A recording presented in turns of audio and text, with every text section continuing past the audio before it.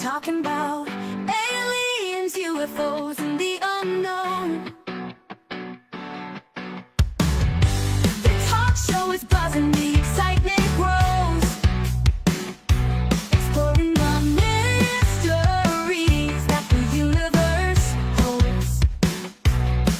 Get ready to dive into the world of the paranormal. Welcome to the Coley and Marty Show, where we uncover the secrets that nobody knows. From aliens to UFOs, we're ready to explore.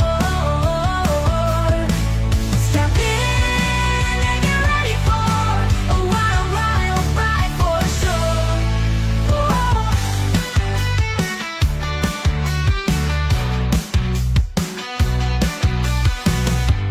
Fearless and bold, not afraid to ask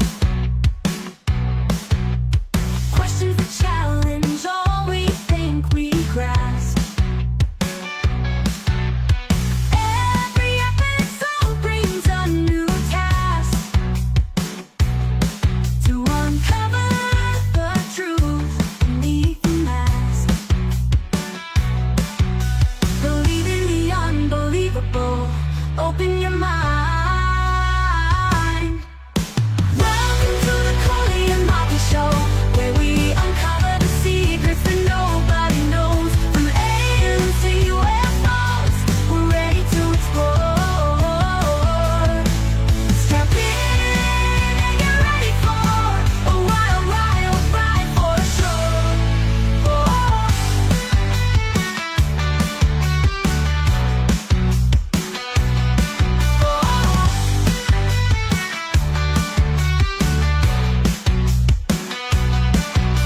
Welcome to the Coley and Marty Show, where we uncover the secrets that nobody knows. From aliens to UFOs, we're ready to explore. Strap in and get ready for a wild ride for sure. Welcome to the Coley and Marty Show, where we uncover the secrets that nobody knows. From aliens to UFOs, we're ready to explore. Strap in and get ready for a wild ride for sure.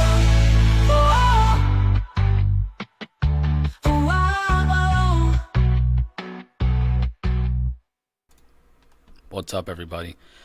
Welcome to the Coley and Marquis Show. We are getting started. Just give me a second here, everybody, to get all the kinks out. Excuse me, work all the kinks out of the system here. Man, it's been a wild week. It's been a wild 24 hours. It's been a wild 48 hours. My gosh, I don't even know where to start, to be totally honest with you. But long story short, we're gonna get started here. Just hang tight, y'all. Hang tight. We're gonna get started. Yeah, how's everybody doing?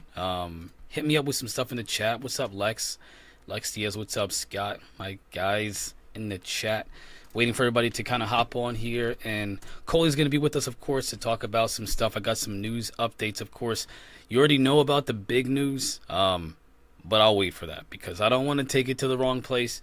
But I gotta give a statement because it's important for us to make statements in moments like this when you're in a position to, be in the ears of many, many people. In our case, we're in the ears, we're in the minds, and we're also right in your eyeballs because we are live. We will be right in your eyeballs in just a second here. So it's important for us to make statements in these moments and be declarative about our position. Again, given the recent events that are not great. What has this world come to, ladies and gentlemen? What are we doing? Why are we doing? What's happening? Help me out, chat. Like, what? So I'm gonna make the statement, of course, but I want you all to please keep it be positive in the chat, as positive as you can be. Be respectful, of course, because we're not gonna have any kind of political discussion about the obvious events of recent history. But like I said, we are gonna talk about what happened, and we're gonna discuss a little bit about what is our position in terms of the craziness. I mean, guys, could you imagine? Like, To be totally honest with you, I thought that it would be Barack Obama. I'm not gonna. I legitimately thought that they would have tried to, the we'll talk about the most. Hold on one second here. Talk about the most like plausible thing to happen. To me, the most plausible thing to happen would be to go after the first black president, but I guess not. It was something that was way off. Which is why I don't give out predictions and why I don't follow politics. Long story short, as everybody knows, the president of the United States was shot at. Apparently, there was an assassination attempt on his life by a guy. It's in the media. Not going to mention his name. It was unsuccessful, of course, and that is a good thing. That's like the best thing. Thank God it was unsuccessful. Can you imagine the fallout from that? The backlash, the after effect of something like that?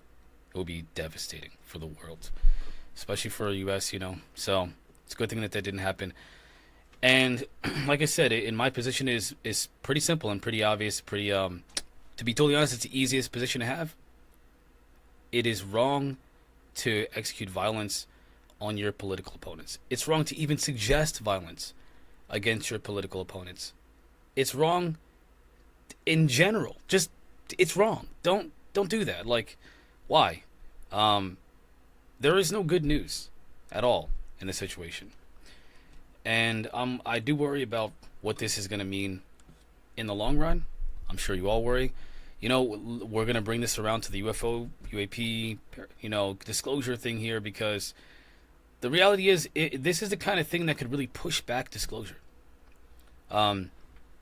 This is the kind of thing that when it happens, it's like, wait, there's no time for disclosure because, hey, look what just happened. There's no time to talk about UFOs, this ambiguous activity that no one has any physical evidence in the public. There's no reason to talk about that stuff because there's this other thing. Coley, what's up? Coley is with us, everybody. Welcome, Coley. I hope you can hear me. I cannot hear you yet, but I'm sure you'll kick on here soon.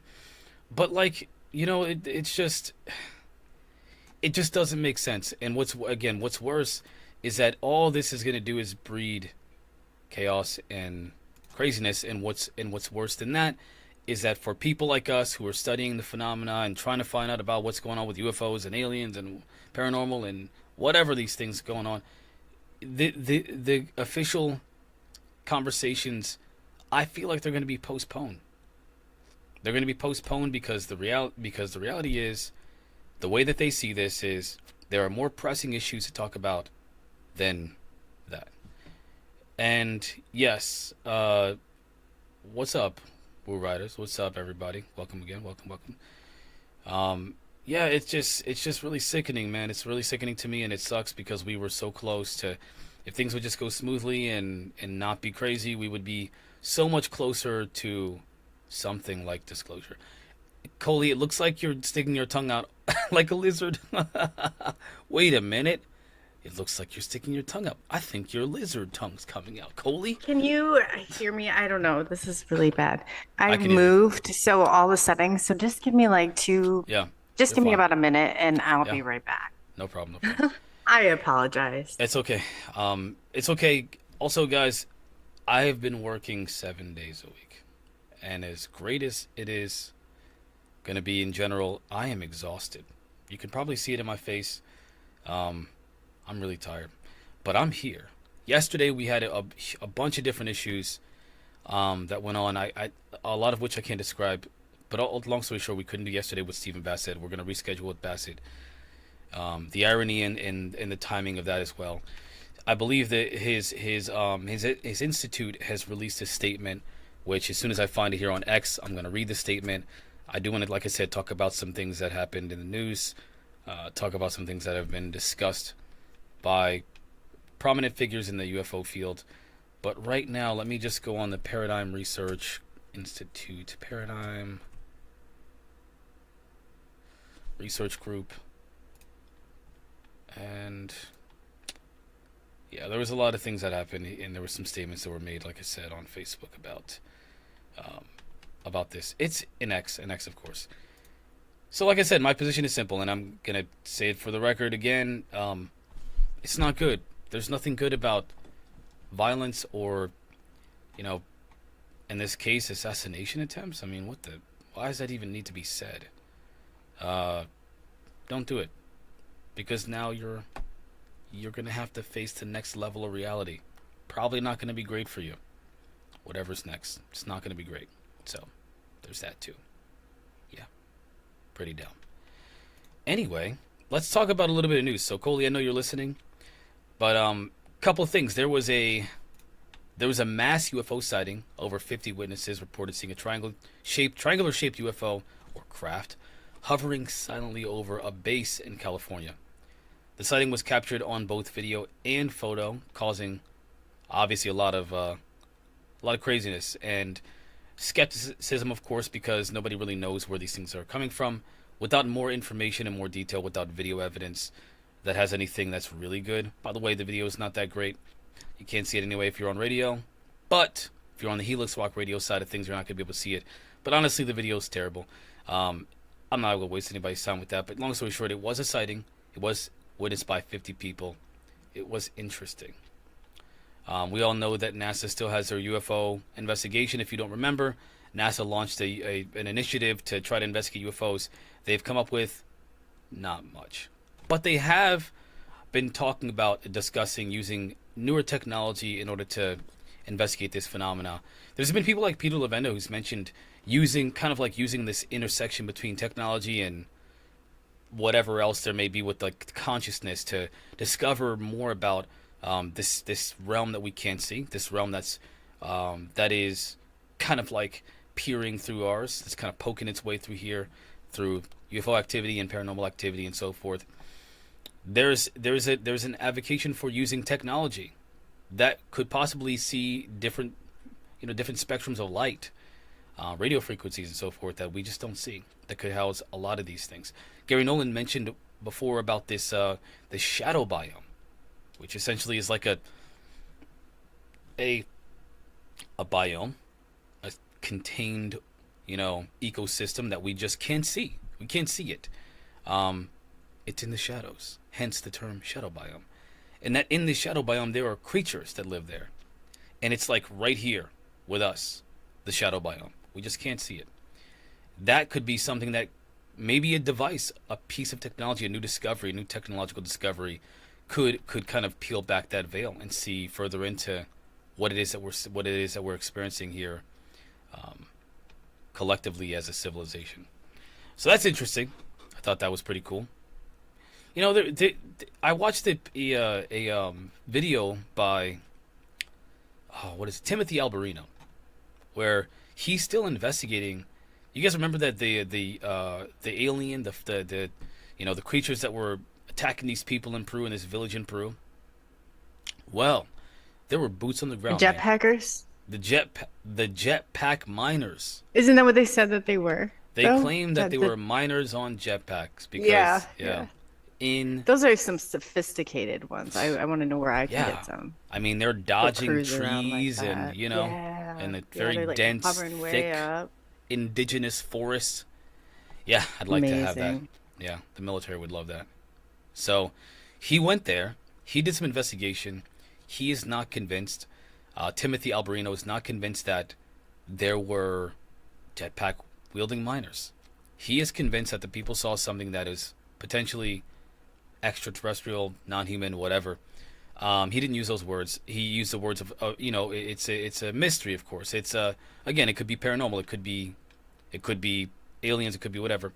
But ultimately, he said he gave the detail of what those people experienced, and here's what he said: that the people were experiencing several nights of being essentially assaulted by and harassed by these creatures that were hiding inside the woods. There was actually in the forest.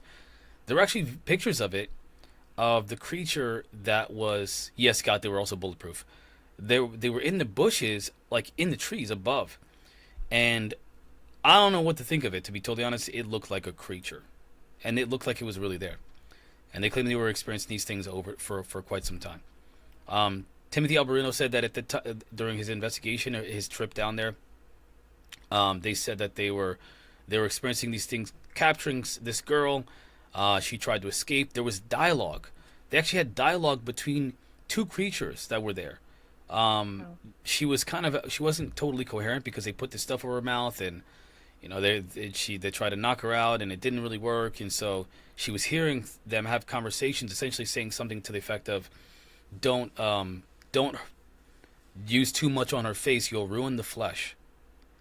This is a direct reporting from this area. What's up, Christine? Crazy stuff, right? They said don't ruin, in English, by the way. One of them spoke English. The other one spoke another language. I can't remember the name of the language. The other one spoke another language, and they were communicating between each other. And again, the conversation went something like, don't ruin the flesh. Don't put too much on there. Her face, you'll ruin the flesh.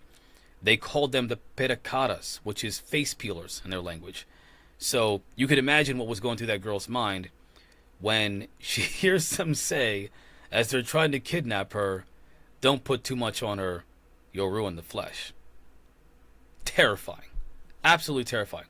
Well, long story short, she ends up breaking free, tells a story. She does have injuries, but she survives the encounter. These pericadas allegedly have been harassing these people in Peru and other places, southern of where we are, specifically in that area. They've been harassing those people for quite some time, for generations, not just recently, but generations. There's a history of these creatures, the pericadas, attacking these people. Excuse me if I'm saying it wrong. I don't speak the language. So it's still interesting. Again, that was some reporting that Timothy Alberino has spent some time investigating. If you have not been watching Timothy Alberino, you're slacking. Watch it, please. Watch it. He's got some great content. Talks about things, and he's very specialized. He speaks about it from a kind of a biblical perspective, but you cannot deny his research. His investigative research is top notch. It's fantastic. So there's that story as well. Cole, you got anything for us? I got a lot more kind of updates on what's been going on this last week. You got anything for us, Coley? Coley's still working on things. I apologize. Yeah, nope. Okay. I think I'm there, but no, you can go ahead and go because you sound like you're on to it. So I'm just going to, go ahead. No problem. Yeah, there's obviously some legislation that's still being pushed through, trying to be pushed through. Again, I really get worried because I don't want to talk too much about it, and guys keep politics out of the chat, but the Anna Paulina Luna, straight up warrior for UFO disclosure. Timothy Burchett. Obviously, we're two different Timothy. By the way, what's up, Timoth, man? Speaking of Timothy, these people are like the beacons of hope for UFO disclosure. What's up, Chiro Sounds? These people are beacons of hope. The problem is that I am concerned about the comments that they're making that are kind of taken away from what I perceive as their credibility in this field. Who cares whether they're Republican or Democrat? If they're getting stuff done in relation to UFO disclosure, that's what I care about. If they're politicians that are willing to get legislation in office, which, by the way, they're part of that, if they're part of holding press conferences after skiffs, or all of the press conferences after these almost skiffs, talking about interdimensional beings and non-human intelligence and blatantly saying that there's something else here, I'm all for it. I only worry that people are misperceiving the rest of their persona. Now, keep in mind, whoever these people are, who the only thing that you should be really concerned about are the comments in relation to UFOs, UAP, extraterrestrial, whatever. Okay, that should be your primary concern for with respect to their comments.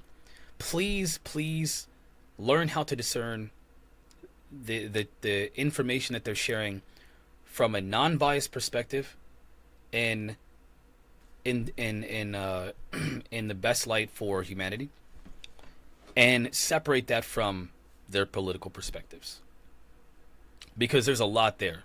There's a lot that these people like Timothy Burchett, Anna Paulina Luna have to offer to this field. There's a very important But you have to question their how do I word this? you have to question like what their motive is, because I've seen this happen, and we thought, oh, who was the senator? It was Senator Kerry, and trying to think who else is involved. This is going way back.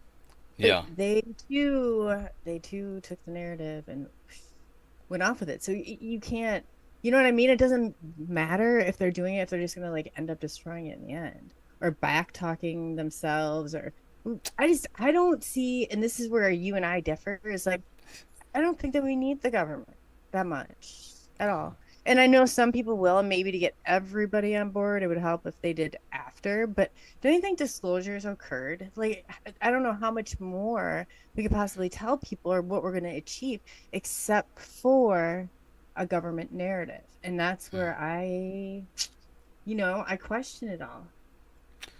First of all, Coley, that was fantastic. You're 100% right. I just heard today, no kidding, this like chain of thought. Listen, you can't trust the government. The government lies. But they need to be the ones to push disclosure. Tell us the truth. Tell us the truth, you liars. But if you tell us the truth, we're not going to believe you. So hurry up and tell us the truth. It's like, what? Yeah, it doesn't mean. No, you're going to have this. It's going to go complete split again. Half the people are going to believe it. Half the people aren't going to believe it. And the people who most likely don't believe it know that they're true in a different way. So how do you find a ground that just like captures everyone?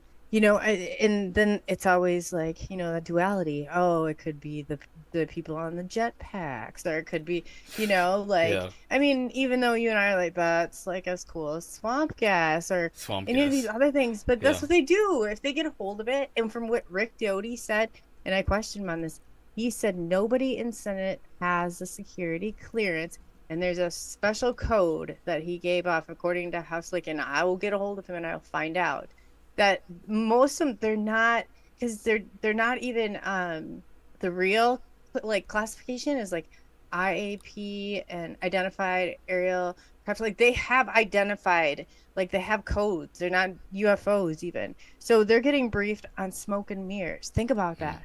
Well, yeah, the last hearing, you were speaking of which, the last meeting that we heard about, Tim Burchett was on a couple of podcasts talking about how it was a disgrace. He said all they did was dance around the fact that they said that they told him and other Congress people that they can't tell them because the information is hidden behind a classification that they don't have. Yeah, they don't have the security clearance. They don't. So they're like, so they're going there and literally talking about UFOs, and okay, well, what are we doing here? And why are we wasting everyone's time? And I guess according to Doty, also senators have a different. They actually have more access to it than Congress does. But I don't know. Like if they don't have security clearance, and we're not using the real classification because the United States government has identified them and has a classification, two of them, classification codes for them. And I'm going to pull them up. I know we're going to be talking about them. Otherwise, I would have pulled them up. But yeah, from Rick Doty. And so I looked at it, I'm like, what the heck? I mean, is this all a big distraction? Like, to get elected, like, well, I'm going to look into this. I just heard a story the other day about somebody's like, oh no, I was inducted into this. And someone said, there is no such thing. They're taking it and they're using wording to make us think that's certain things, but you got to look below the surface because that's not even what's really happening. I don't know. Yeah. So interestingly, there's a theory, right? That there's this shroud that causes lack of clarity, kind of like a haze of the UFO phenomena. That there's all these things. You said smoke and mirrors. You used the term smoke and mirrors. That we're almost there. Ooh, no, we're not. We're almost there. Oh, so close. Over and over again, and they do it in these fluxes, right? These little peaks and valleys, where all of a sudden there's this hype on UFOs, and they're like, oh, they're gonna tell us, and then all of a sudden it just drops down to nothing. For a year, and then they do the same thing. They hype it. Oh, it's now look at the new ones, and then it drops down to nothing. You do realize, and you know this, Coley. Several people have throughout history. I mean, we can go all the way back to talk about who is it? We all know his name. I just can't think of it right now, just because I'm so tired. Help me out, chat. He talked about an underground base where there's a war between our military and his extraterrestrial race, and and ultimately he ended up dying under mysterious circumstances in his hotel room. My gosh, he hung himself, but it was a really odd thing. He literally said before, "I'm not suicidal." The talk that he gave, I think it was like 2 hours long. He said that he literally said, he's not suicidal. So if he ends up dead, you'll know why. But he exposed the underground bases that were essentially working with some non-human intelligence, but also having a war between some aliens or whatever. Come on, guys, help me out, chat. Phil Schneider, Dolce Base, Lex Scott, you know what I'm talking about. Yeah, Phil Schneider, and I've reported on this guy for years, but since Phil Schneider, since before that, there's a couple of people that were talking about all kinds of experiencers that were essentially trying to tell us that there's something going on, that had very credible marks that could be studied by medical professionals. I mean, Travis Walton had an experience that was investigated by the FBI because he was missing for several days. They couldn't find anything that was. I mean, it was all odd, but they were telling the truth. He was telling the truth. He passed a lie detector test. His coworkers passed a lie detector test. It all checked out. There are plenty of, like, if you will, confirmation events where we know that there's something here. So to your point earlier about we can't depend on the government to give us disclosure, I actually am starting. I didn't believe that at first, but I'm with you. I think that disclosure from the government is for some people. For example, we can sit here and we can hear someone like David Grush get on the stand and testify in front of Congress and tell us all this stuff, right? To us, not to the world. To us, to me, I was like, this is the gold mine. You got a guy that's testifying under. You're going to jail if you're lying, dude. You know how many times they've done this? I know. Not like this. They've never done it like this. Oh yeah, they give. See, okay. So how many years have I been in this now? I've followed so many, like the Wilson documents, so many documents over time, like the AATIP, the To the Stars Academy. They were none of those are like David it, Grush. And like, yeah. Oh, David Fravor. They had. Oh, so now that I will say, the one thing that I will say is that when people are making these claims, if you work for the military, right, or the intelligence community, or the government in general at large, in any capacity, and you make a statement, right? Oh, they're lying to you and they're hiding this information, and it's the biggest information in human history. You can say that. Can you say it under oath? If you say it under oath, you're held accountable, especially if you're military. You can what go about to counterintelligence. Same thing. If you're in counterintelligence and you're lying, you're going to jail. The Pentagon will come after you like crazy. I mean, look what happened to Elizondo, right? Elizondo, he claimed that he was the director of was it ALSAP or ATIP? And nobody could confirm it. They did. As a matter of fact, John Greenwald confirmed it. He released a document that confirmed that he was. It's still. I saw John Greenwald. I remember when that document came out, and it's still. It says and alludes he's a part, but it does not say everything that he said. Like, at least enough. Have you ever looked at the TTSA and where they're located? I did. Yes, I got have pictures of it. Yeah. I have pictures. And so, where are they all going to work? In a t-shirt? Like, because all their taxes, everything. I actually have their video where they show. There's no, like, high-end, I mean, that's literally a storefront. So this is the best part about our relationship, Coley. We differ on this so much. It's so great. This is the best part. I'm telling you, I'm gonna look at these pictures and I'm gonna be like, "No, can you tell me, like, convince where me. they actually go below the yeah." You got to convince me, Coley. Come on.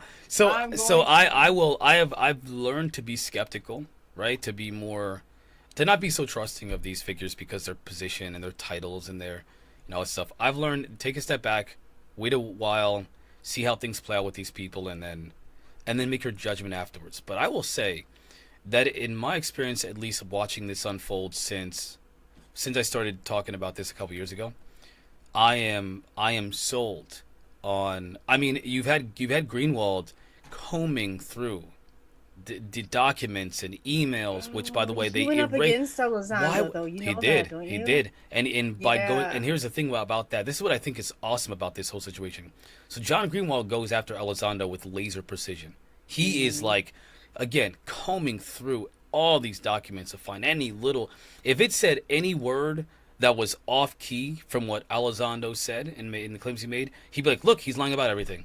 He might be even trying to, create a government conspiracy to sell stuff to the Russians. He one time suggested that Elizondo may be selling secrets to foreign adversaries. He suggested this live. It's on YouTube. yeah. Go check it out.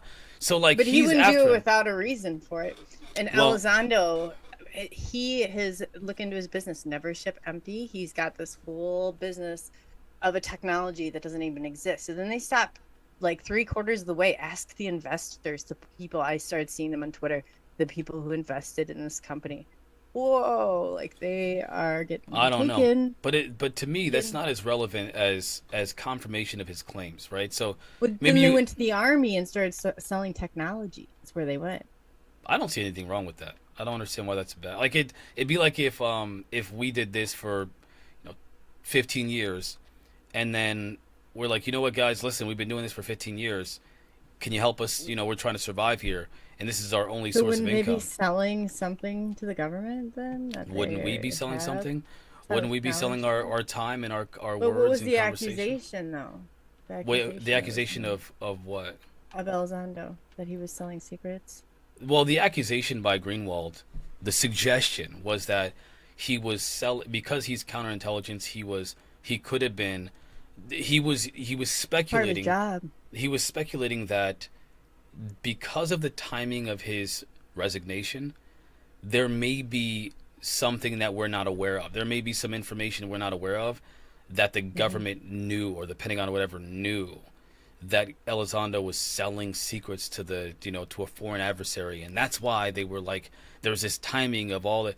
It just sounds insane, and honestly, it's kind of you can't just say, look, it's like you're looking for a conspiracy that's not there, or you're But what creating. if it's just a little bit wrong? Maybe he's selling it to domestic. We have no information to suggest that. We have though. the army. You got to give it. See, if you're gonna make a claim like that, though, you got to have data. They If I did. said, That's what they yeah, said. They stated themselves that's where they were taking in. They had some technology that was like invisible or made you invisible. I'm not. You mean joking. I saw TTSA? this whole thing. TTSA. Yeah. yeah, of course. Oh, that still doesn't. I know what you're talking about. That's not a. There's no accusation involved there. So the only thing that and there's a lot of like, in my mind, conspiracy. So tell me this: how they would take going from disclosure, UFO disclosure, to selling technology to the United States Army? How does that happen? I think that, well, if you remember, there was, from what I understand, I have to be careful because I don't know all the details. I'll tell you what I know, and then the audience can correct me later. Connect those dots. Yeah, from what I take. understand, TTSA, Tom DeLonge, was he was investing his personal money into TTSA for the purpose of ultimately disclosure. Ultimately, he wanted to develop technologies and work with the government, the military, and on these technologies, and eventually disperse some of this technology that could benefit humanity to the world. Right? Where's he getting it from? That he that getting we this don't. Who knows? technology? I don't know. It could be a shared a resource sharing between Who's military all and involved? Justice, semi-ban. You got more CIA, counterintelligence. yeah, but You Doty's got countering. skunk Doty is works. CIA. No. Doty Do is you so think like. do you think I know?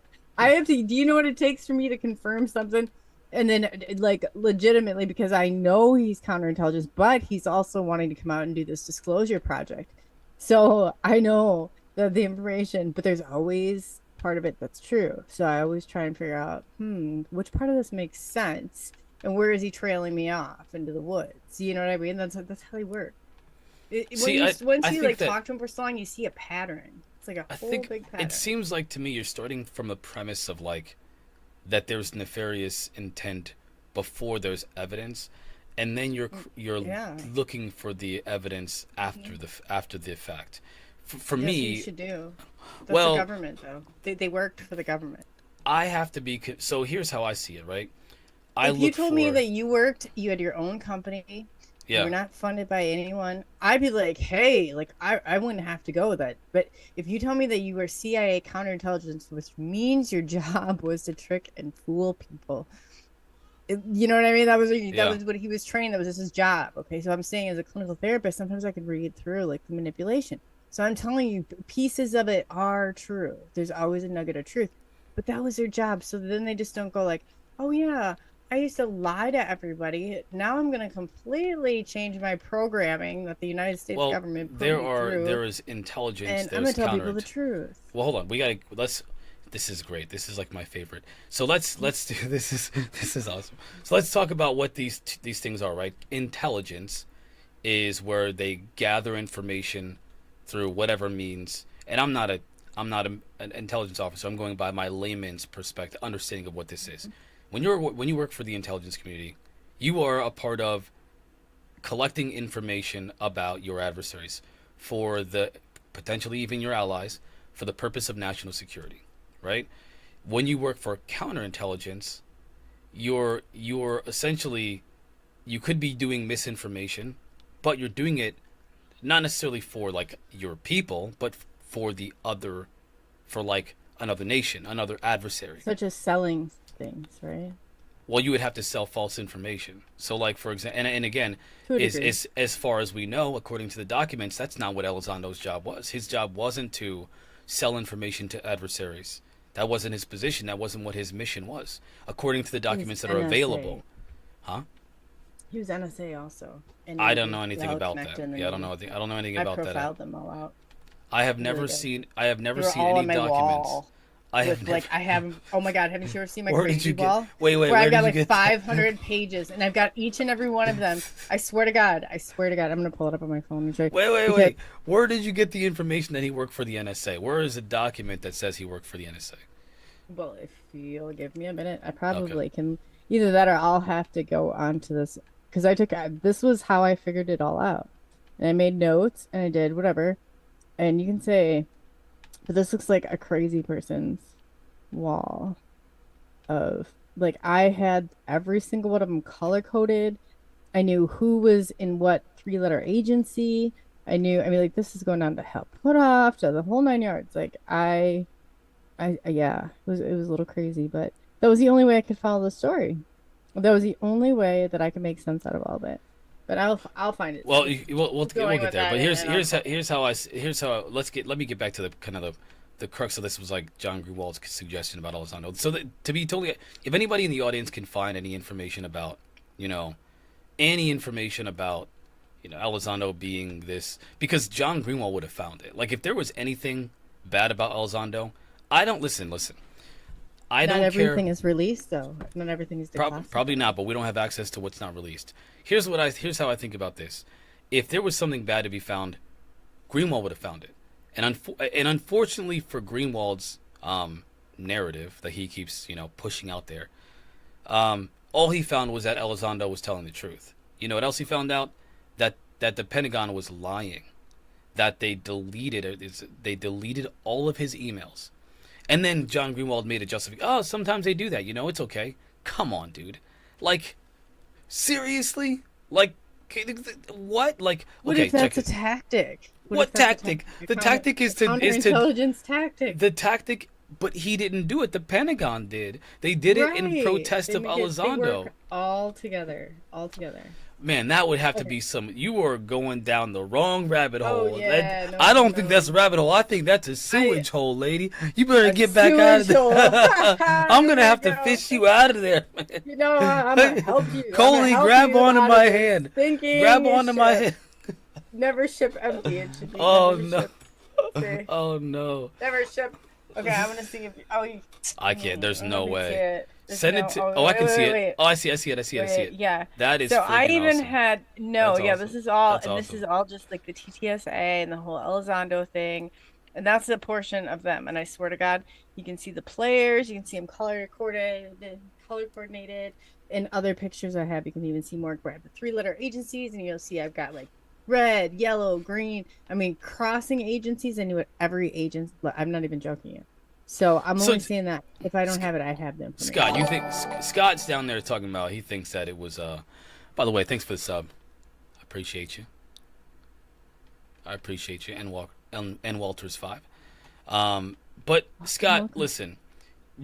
I don't know if it's on the servers, maybe. I don't know.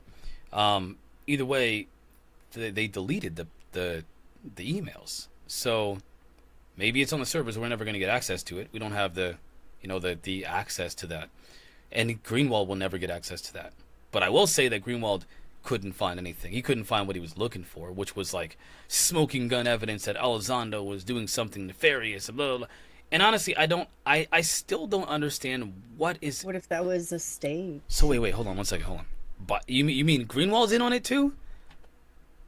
I know, John.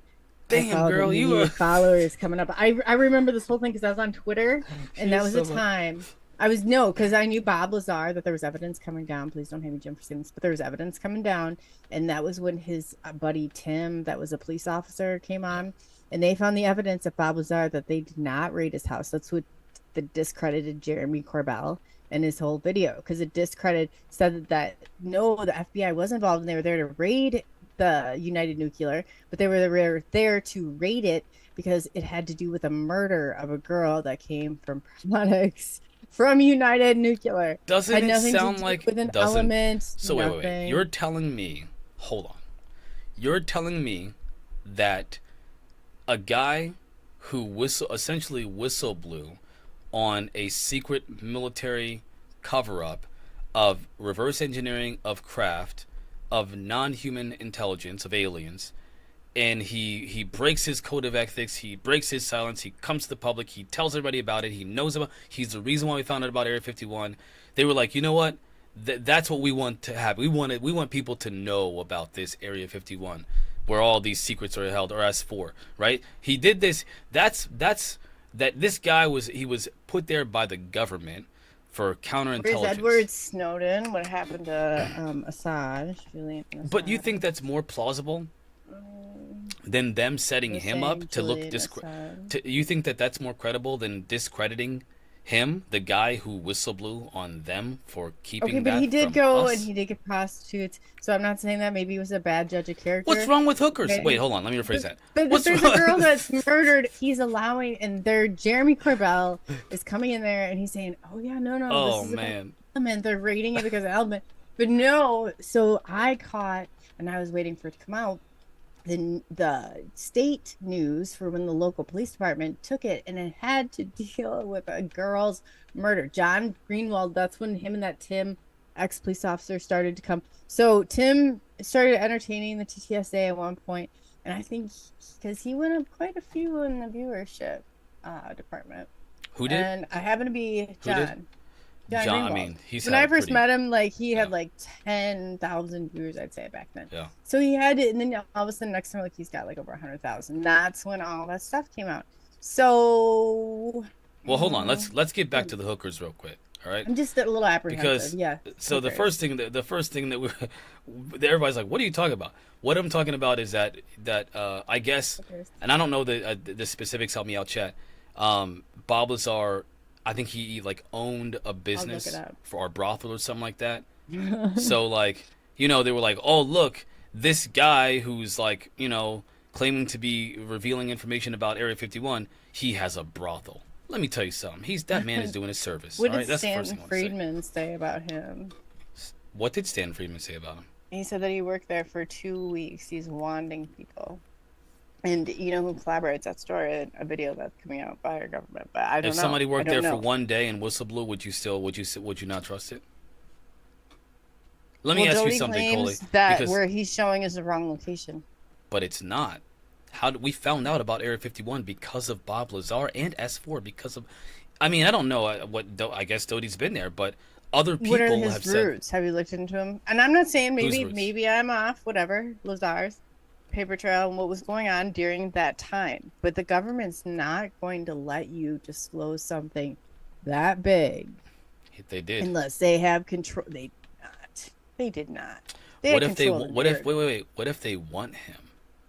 What if? Okay, hold on. Listen to this. Okay. Yeah, for sure. There's a belief, a theory. okay, that the government wants this information out, and that the reason why things slip through here and there is because it's their way of slowly disclosing the truth about these things, but they have to control how disclosure happens. Hence the term controlled disclosure. So you're like, well, how can this happen? It's like a evil villain who wants his master plan revealed, but he wants it revealed in a specific way. So every now and then he lets someone escape just by the hair of their chinny chin chin. But they orchestrated the entire thing masterfully. Now I will concede that it is possible that there are people who are in power and they're controlling the whole, the controlled disclosure, and they let Bob Lazar tell this secret. But it's still a secret, and I still believe Bob Lazar. And I think that they did the whole, if, and I'm not with you on this one, but let's just assume that they did allow it to happen. I think they let it happen because of the whole idea of controlled disclosure. That's what I think. What was the point of it? To get people, for example, like yourself, to be uncertain about the information that he's providing. To let there be just enough uncertainty that people like me and you will look into it, but the average citizen will say, look, he didn't have a college degree. Look, he owned a brothel. Look, the FBI didn't go to him because of this reason. Look, they did all, it could, and I'm not saying this is I'm saying that it could be equally credible that the alternative is true. That's my point. My point is that this perspective could go either way. Now, I am more inclined to believe, because I think it makes more sense, that Bob Lazar is telling the truth, and that the government it's not on his side, and that they did not control. Maybe they did let it slip for but I'm not inclined to believe that as of yet. But I am definitely inclined to believe that Bob Lazar is telling the truth. Definitely. So I mean, MK Ultra was a big thing back then. MK Ultra. That's a whole. I'm just saying. Yeah, that's a whole thing. I mean, that would. But then, what isn't that like? Isn't so? MK Ultra was a thing way back. Way back in the day. They didn't just stop. No, I mean maybe not. But the question is, where's the data to say that that's something that I could go? See, for me, you know what? Though I'm looking up the time because I made a connection going back then, so I'm really looking up the timeline. Oh, Scott, real quick, Scott, check this out. Hold on, let me see if I can show it. Check it out, Scott. Can you see it? Got my hydrogen water right here, Scott. In case he's looking. Anyway, sorry. No, you're okay. I'm just looking up the information because I do have the whole timeline, and I remember a scenario, and I think it was Stanton Friedman who laid it all out. And if you go and you watch the earlier videos, I don't know, there's just a little bit of room to question. That's all I'm saying. Question. I would love to see Louis Benatelli's, but they claim, like he said, I think Doty said it happened in S4. It wasn't even the right area. So I don't know. You got to think who's with who. But Bob Lazar does not have a paper trail in this country for very long. Well, his phone was in his name was in the phone book as being an employee of whatever that Air Force base was. Yeah. So come on. Like the thing is that like there's too much evidence that says they're trying to erase him to cause doubt. Then again, they're bringing him back. They're not trying to erase him. They're bringing him back. Oh, you gotta. Yeah, oh, come on, Coley. They are bringing Bob Lazar's story back. How? Yeah. Wait. What do you mean his story? What do you mean by that? Like now they've got Luigi Vinatelli has like that whole virtual remake of area, like a Bob Lazar of what he saw, the sports model, like the whole 9 yards. Like he's coming Bob, and then he's gonna come out and he's gonna tell his story. That's what he's saying. So what they told about him was not all factual. So he wants to get the record straight and tell his own story. So that's what we're really waiting on. So we don't know at this point until he comes out and tells us. Let me ask you this. Do you believe that the government is hiding UFO technology? Oh, yeah. I think they're hiding all technology. Why do you believe the government holds that? Because it's by whatever. The government holds technology at least 40 to 50 years before the general public gets it. Yeah, but why do you believe that? Wow, that's what I want to know. Could do in 40 and 50, because that's... Let me see. If I knew that we were going to debate this next time, I'll We're have gonna- all next- my we're gonna have references. some- I'll have all my references because I got everything written down. I'm very organized that way. But when you pull it out of your head It's like gonna this, be I'm so like, much fun. well, I yeah. gotta find this notebook. No, I gotta find that I notebook. know. Let's set a date because we just have to have this out. Oh, Coley, that would be so much fun. That's so much fun because Yeah, mostly and I it'd will be- have every single name, date, title. You better believe it. I would be prepared. Yo, But just by the way- now I'm like, man, crap. Where it's like I know my books are all here, especially since I moved. But I'd have to get them together to have this type of discussion. I feel like it's more of a discussion than a debate, but it's a lot. Yeah, but I don't have my resources. Yeah, like, you that's can't what you I'm can't looking pull for. out those details right off the top of your Yeah. head. Yeah, I You're like understand. a rabbit pulling a rabbit. I out of a mean, hat. I will say though, like all seriousness, and this is just like on a to end the first part of this conversation. We got 3 hours of this, but there's more news to talk about after the first break. But like to kind of come to the conclusion of this conversation for now, I just don't know why people believe what they believe. My frustration is that the UFO community is eating itself. And when you do have somebody that is of credible background that comes forward and risks something or everything to tell us what they believe is the truth, we eat them alive. I've always said that a public that desires the truth but eats the truth teller doesn't deserve it. If you're going to literally just devour every truth teller, every person who's coming forward and saying there's something there, and then believe the gurus of the community, you don't deserve the truth because you want to be told fairy tales and stories. Not you, Coley, because I think you're you've got your documents, okay? But you know what I mean. Like the community itself is eating itself alive. I think that it's good to have this kind of conversation because then instead of people just eating the truth tellers, what's the reason for being skeptical? I think you're providing a reason to be skeptical. You're not eating the truth teller. But there are people and out go there out and who, research it further Yeah. and see, like research underneath it. What's going ask on yourself, behind it? where did it come from? Who are the people? Who are the players? And Yeah. what would be their motive? Yeah, and again, like Have to have a motive of any kind, you know. there's motivation for everything, and yeah, that Scott talking about that, like the reporter that literally disclosed, yeah, look, Rush has PTSD. I mean, come on, how Weasley is that? I wonder what would be Michael Kennedy, my guy I haven't seen for what's up, man. I worry that less people are gonna want to come forward when they see how we treat the people that do come forward.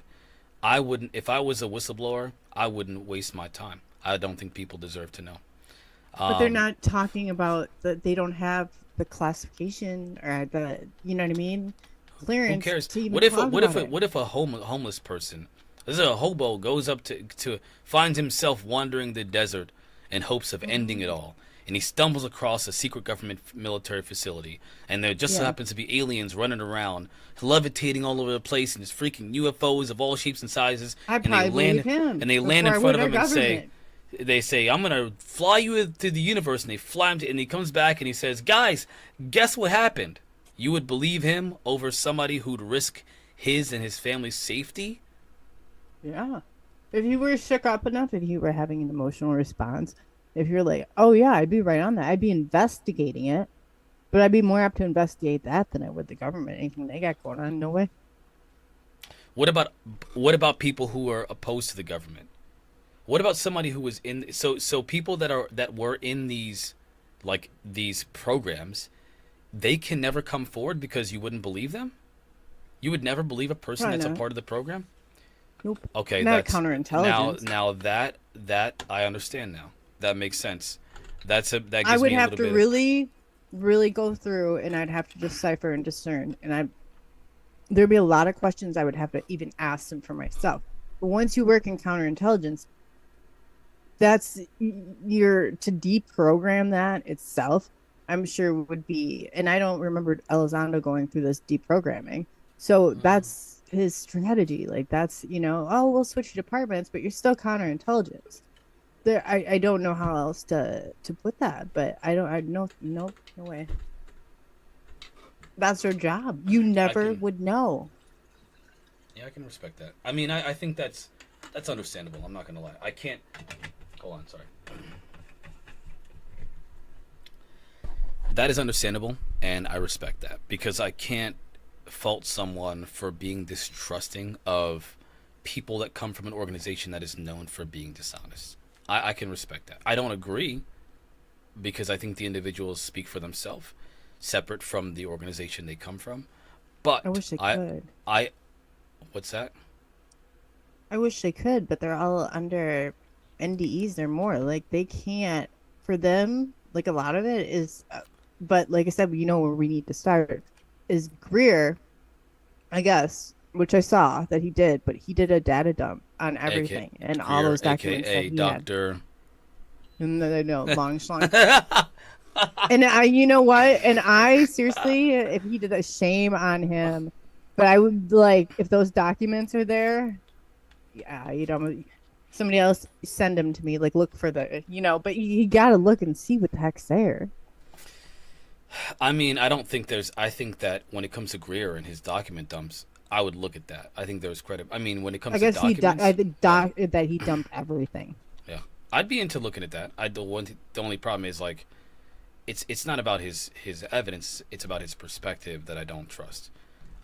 Greer is a guru, and I don't trust gurus because I think that gurus just wants are less free energy. No, he that is not all he wants, Coley. He wants free energy more that than is anyone not, else I know. Elizondo wants disclosure. No, I'm talking about Greer. Except it costs $5,000 for his retreats.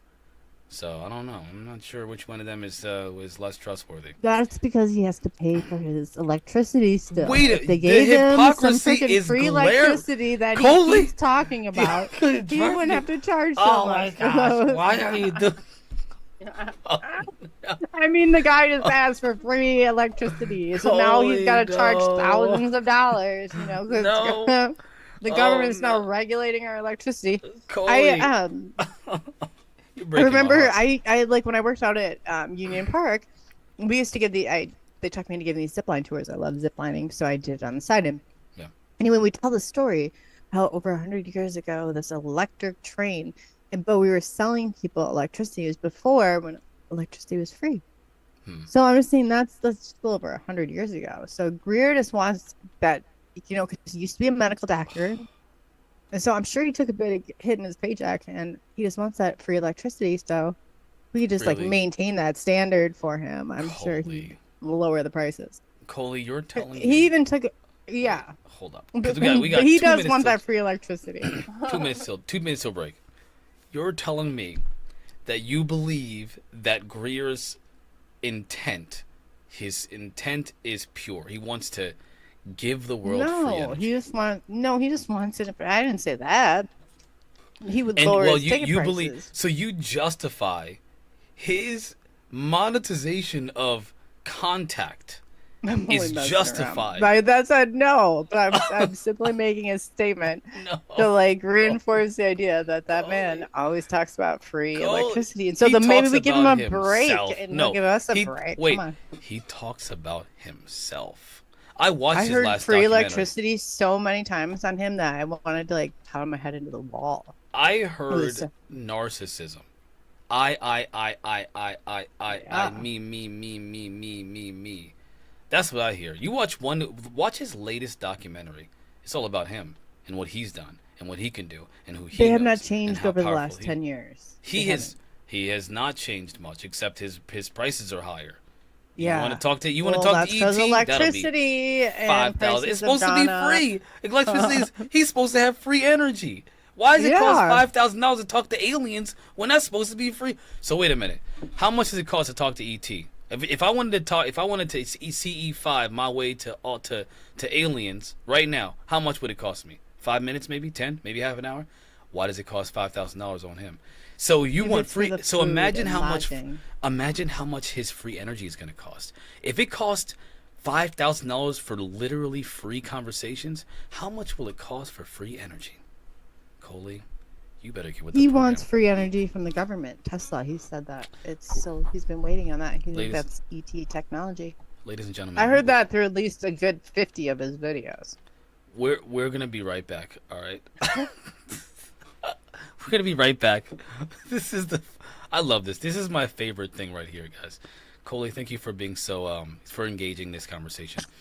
We're gonna go on a short break, everybody. We'll be right back in about a few minutes, right after the break. Hang tight, y'all.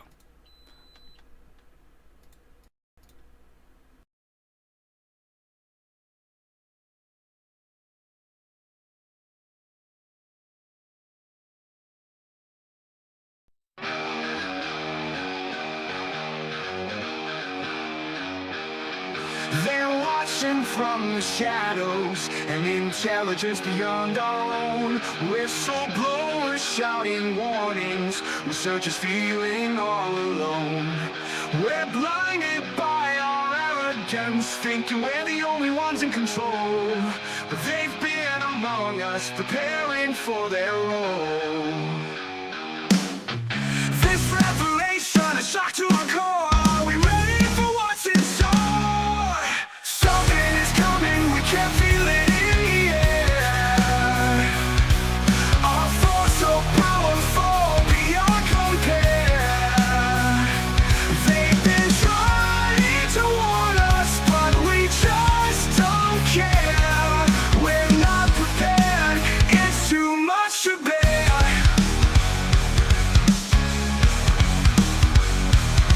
They're not like us, there's something more. A non-human intelligence knocking on our door. Whistleblowers risk it all. Researchers sounding the alarm once more, but we're too focused on ourselves. Blind to the signs of what's to come. Will we wake up in time, or will we be left numb?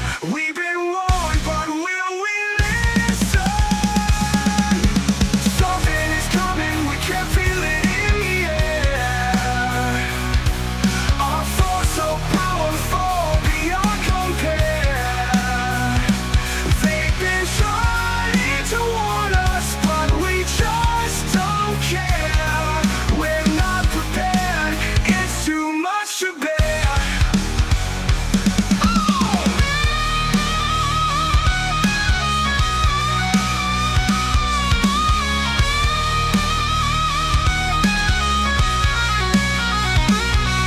They're not like us, there's something more. A non-human intelligence knocking on our door. Whistleblowers risk it all. Researchers sounding the alarm once more, but we're too focused on ourselves. Blind to the signs of what's to come. Will we wake up in time, or will we be left numb? We've been warned, but will we listen? Something is coming, we can feel it in the air. Our force so powerful, beyond compare. They've been trying to warn us, but we just don't care. We're not prepared, it's too much to bear.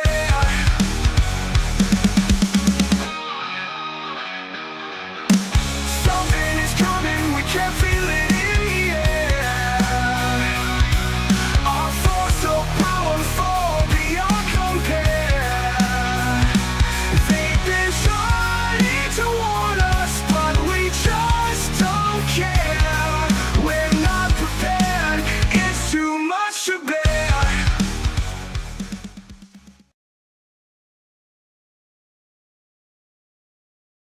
All right, everybody, we're back. Welcome back to the Coley and Marquis Show. My name is Marquis. I'm here with Coley. Coley is... Give us a second here for Coley to jump back on. She's got some internet issues. I don't know how Coley does it, to be honest. She does a fantastic job. She's got a lot going on, too. We both do have a lot going on, and somehow we still make it here. Coley, you with me? Yeah, I am, and I do apologize. No, it's okay. It's I will okay. have everything rerouted and my router set up, but yeah, this is the easiest way for me not to cut out. Yeah, you made a big move. You made a big move recently, so excuse me. Yeah, so welcome back. We are live on YouTube, and also Coley, you're muted on There we go. Sorry. We are live on YouTube, and we are also on Helix Rock Radio. So if you're listening on the Helix Rock Radio side, what's up, people? We can't see you in the chat, but we would love to hear from you. So I will say this: we will be taking calls eventually because we really want to hear from you guys. I just have to figure out how to get this to work because right now I'm using Zoom, and there is a way for people to call in to Zoom to give everyone a code. As a matter of fact, excuse me, 1 second while I work on that right now. I may be able to give you guys the Zoom code, and you can give me 1 sec while I put that. Oh, that would be awesome. Yeah. That'd be awesome. Yes. Am I off Zoom? Wait a minute. Where's my Zoom? I think my Zoom ended. Hold on 1 second, guys. There we go. I see what happened. Anyway, let's not talk about that ever again. But yeah, I'm gonna see if I can give out the Zoom code so that we can get people to call in to Zoom. I'll post it in the YouTube chat, and see what we can do there. Give me 1 sec here. That would be really cool to have people call in. But yeah, give me 1 sec while I figure this out, guys. Hang tight. All right, so anyway, in the meantime, Coley, I don't know what you're talking about, girl. Listen, you got me going crazy over here. I was ripping my dreads out over there. You know what I'm saying? So I'm gonna let's set a date, and I will get my notes out, and I will have my documentation in front of me, and then we'll we'll do I it. can't give you all my resources. Some I got from but I check into everything. Yeah, I can tell when I first started talking about this, doing this whole thing, the funny thing is, I got engaged with some very interesting characters, very interesting people, built some relationships with people that I never thought I'd ever talk to, like me. I'm nobody on the internet. I'm only somebody to my family, and even then, I'm not the most important somebody. So it was interesting to talk to some people that I've spoken to, and when I was told things and given information about different perspectives about the phenomena and what they believe, that not necessarily a conclusion about it, but the theory about what this is, there were so many things that were just different.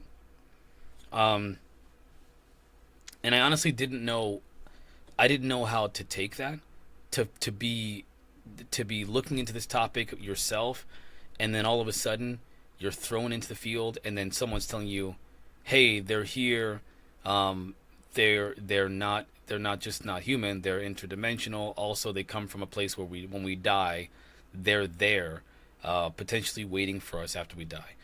How do you tell people that, right? How can you say to the world, listen, I was just told by a person that they're not aliens, they're interdimensional beings from a place that we go when we die, and they're just peeking in here every now and then to influence what we turn out to be after we die. How do you tell people that? And by the way, if that were true, there's a lot of theories that I've heard, but if anything like that were true, would that be a good reason for the government not to want to tell us the truth? I don't think so. Well, why shouldn't we know what happens? Because then we can make decisions for ourselves. Maybe. Look at the decisions we make in this life. If I told somebody that, literally, I think the majority of the people would be, why do I care? I'm dead. Our group sees death and sees transition and dimensional stuff differently, but the average person is going to be like, well, why do I care? I'm dead. Anyway. Well, I mean, because imagine that after death, your consciousness doesn't just continue, but it's an enhanced experience. Wouldn't you want to know if you can influence what that enhanced experience is? Yeah, and they should be telling us. Why? Let's ask ourselves, why wouldn't they tell us? I think it would be... So there's another theory, right? And I talk about theories there's a bunch of different theories about the UFO topic. Another theory is that they're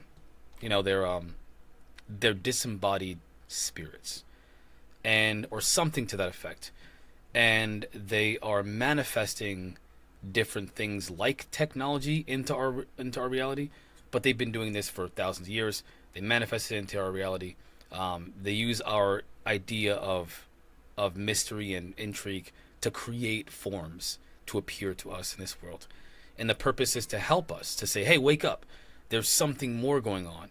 And that awakening, that push, causes somewhat of an awakening for humanity. And they're doing it in a very slow and progressive way so that they don't, ruin the balance of whatever the heck's going on in the universe. But they're still trying to help us to essentially evolve, to push us to the next level of evolution, of consciousness. That's the goodness of their heart. What would they get in return? That is a good question. I don't know. Nobody's just gonna do something and go out of their way and develop and cultivate. What if they're this. benevolent? Or what if they're not benevolent? What if they're just they're just at a place where they get enjoyment. They receive some kind of a enjoyment. Why eat chocolate? So they're retired. They're retired. They've been doing this for millions of years, and they're like, man, At what point when they think that, hey, they got this, we don't need to intervene anymore? And I don't think we got this. Haven't you been watching the news lately? We don't got this. We need help. It's stirred. I don't think everybody here is human. I really don't. I think there is a group, just like there's good people and bad people, and there's the ones in between. I mean, you can't say a serial killer doesn't exist on their end either, that they've, and maybe they split. Maybe they aren't at the same frequency and they are at war with one another. And like, you have a family member who's scorned that, whatever. But obviously they had to leave behind too, if that's the case. Or they're just here on Earth. That's where we all are. Reminds me of Scientology, right? This Scientologists believe that they're something to the effect of like, there were like 78 million beings from this alien civilization were cast down to Earth. I forget what the reason was. And they were cast down here, so there's like 78 million of them. And they're all the different religions except for Scientology, which is interesting. And they're causing all kinds of chaos in this world. They're left behind spirits, or whatever. Beings. How many people are there in their world? Maybe enough to cast 78 million of them out of there and still have a civilization. That's quite a bit. That's a lot. To start a civilization, it's plenty. Yeah. There's a lot of there's Who's like to know what work we're doing? People say, and I've heard just recently, like, oh, they're stopping nuclear wars. What if because we've had like nuclear weapons tested on our own grounds, like 1,001. I mean, like over 1,000. So what if it's like there's some of their, gas station or field? I think there's different levels of them. They're also different. They all have different characteristics, and we can't just assume because they're ET, And who's to say, like, everybody groups us together, but how many different, how many different religions across the entire world, or different groups of people? Right.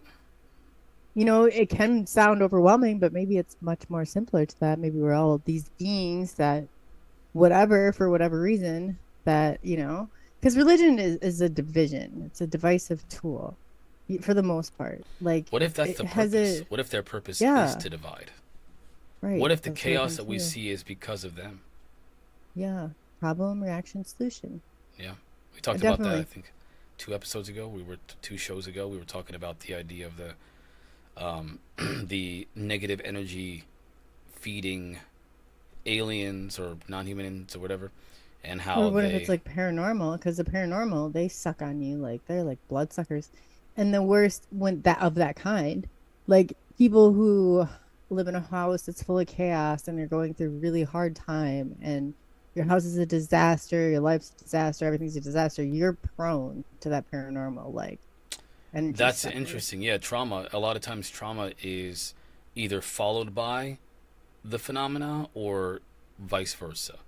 I think you have to have a trauma to see the phenomena. I really do in some cases. Well, yeah, some people say that they had a divorce and all of a sudden they see something.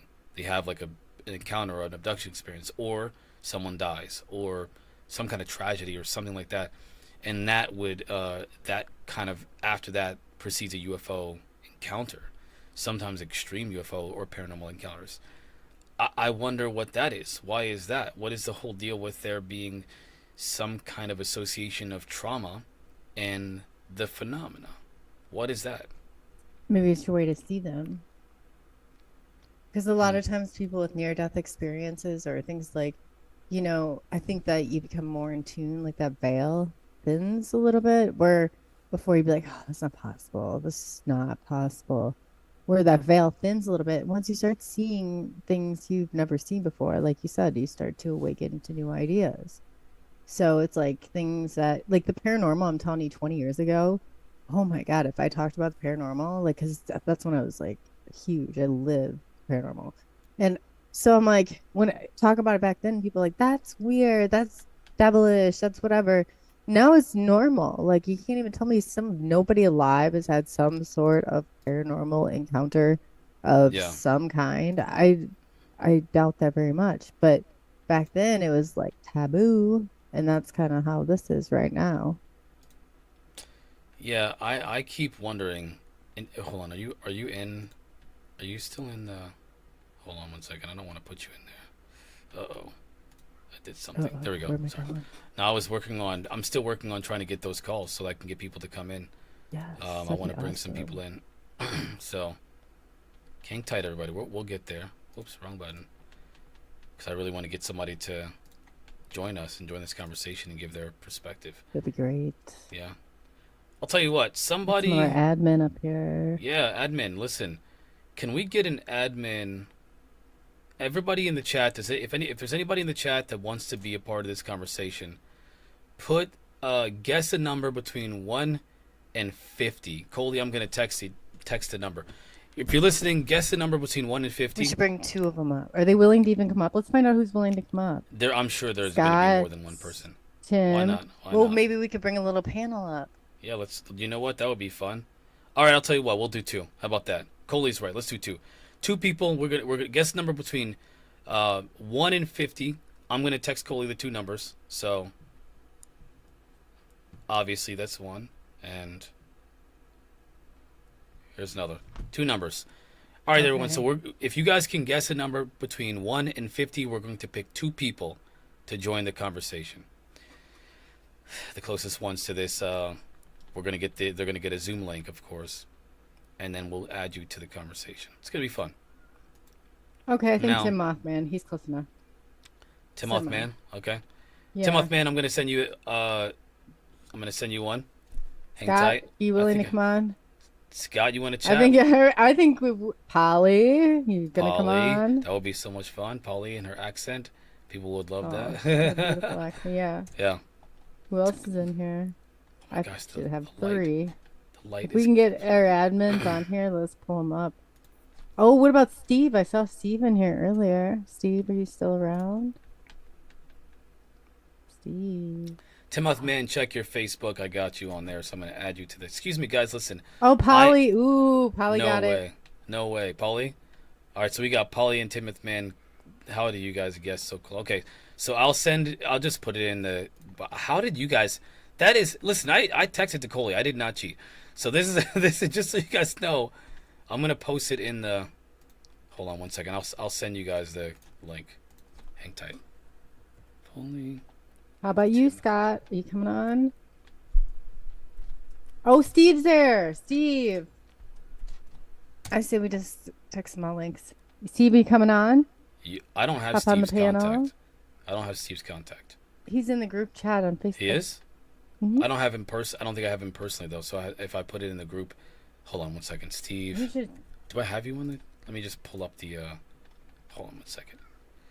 Members and then Steve. Do I have you, Steve? No. You should be able to see him in the group chat. Yeah. Hold on one second. We're gonna. Okay.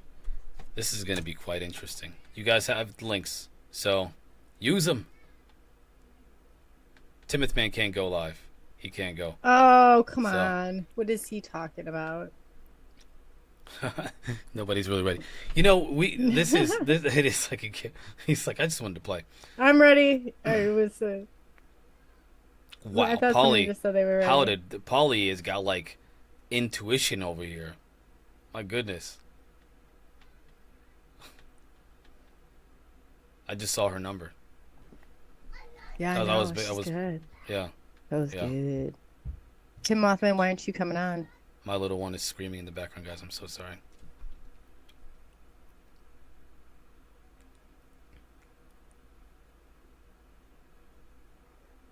So where did they go? I don't know. Well, I sent them the link. They have to have Zoom, of course, so it might be difficult for them to kind of get that set up. That's probably why. Well, in the meantime, let's continue this conversation. Okay. So, yeah, I mean, Stephen Bassett, who we will get him back on. Yeah. We just I have have to to reschedule send him that. a few Yeah. dates, but he'll be on soon. Yeah, Stephen Bassett, he's very generous with his time, which we appreciate. We are literally, again, I told people we're holding this together by literally a thread. I don't even know how, I can't even, my schedule this week coming up is going to be quite interesting too. But long story short, it's going to be Michael. Michael's willing to join, huh? All right, Michael. Michael. Well, at this point, it's a free-for-all because not many people have been, so you know what? People are scared. It's okay. You know what? It's okay to be scared. It really is. So, hold on, Michael. It's been a while since I heard from you, man. It's going to be fun to talk to you. Watch us do this, and then 400 people join the Zoom chat. That'd be so much fun. Hey. Okay, there we go. Got it. Drop. Cool. Draculticon. Dude, I remember you, bro. What's up, my guy? It's been a long time since I've seen some of these people. Too hot for clothes. Really, Timothy, man? You don't have to show Really, your Sam? face. Oh yeah, just seriously, flip over. Because I've been flipping back from time to time. Yeah, the link is sketchy. Zoom, Polly. The link is Zoom. So if you click on the link, it'll take you Zoom directly to on Zoom. over. I'm Yeah. not even dressed. Timothy, we, just don't. too We sexy just want for a my headshot. shirt. No Too big deal. sexy. We're not gonna judge. This is like, we hardly ever do this, so I think take advantage. This is of the it. first time we've even brought on people, so it's going to be cool to. Yeah, this has been you know. fun. Yeah, I'm really excited about this. You know what? We should do this every time if we can. Because Yeah. we have guests. Sometimes we have guests, and the guests will go over, which is really awesome. So when we have guests, we can't do that. But we don't have guests. The third hour, yeah, we could. Yeah, man. That'd be great. That'd be fun. Have a chat. I know Have a if Peanut was here, Peanut used to join the chat all the time. Peanut's really fun to talk to. Has a lot of great perspectives.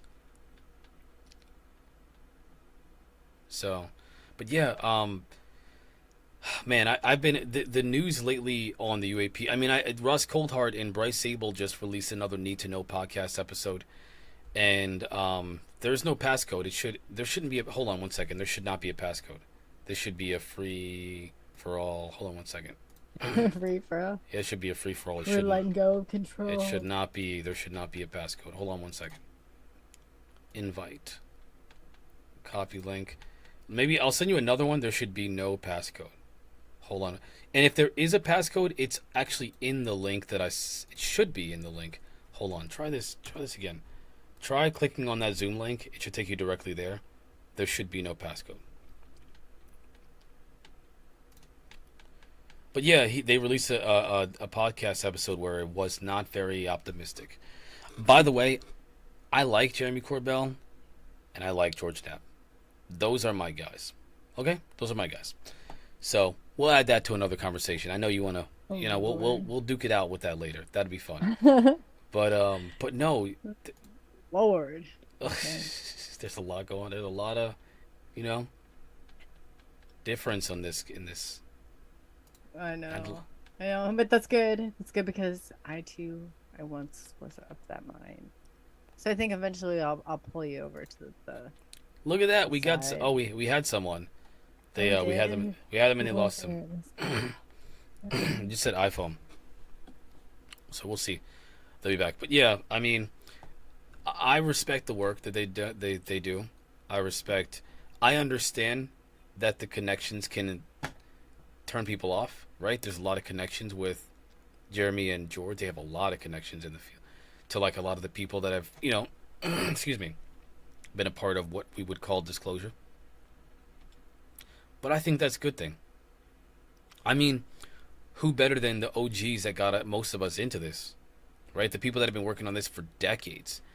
The only I always get confused about character assessments, right? Like, I have a lot of friends. I shouldn't acquaintances, whatever. I know a lot of people, and you know.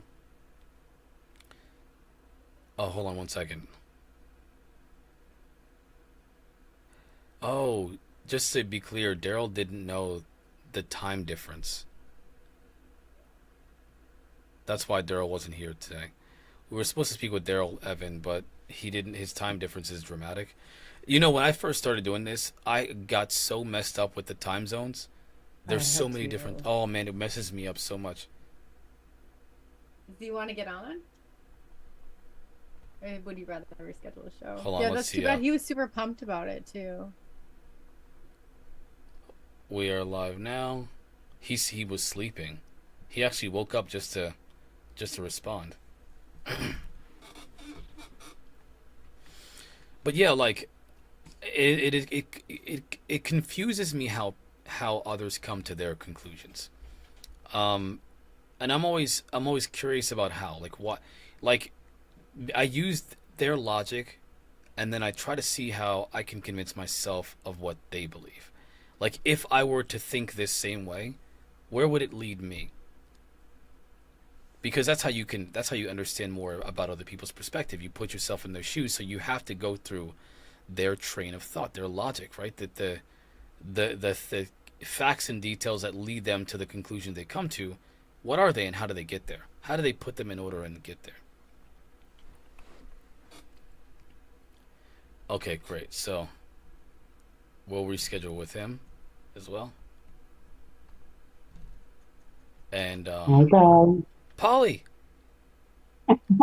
what's up, How Polly? are you? How are you doing? Very, very good. It's so good to hear your voice for real and a real live conversation. That's cool.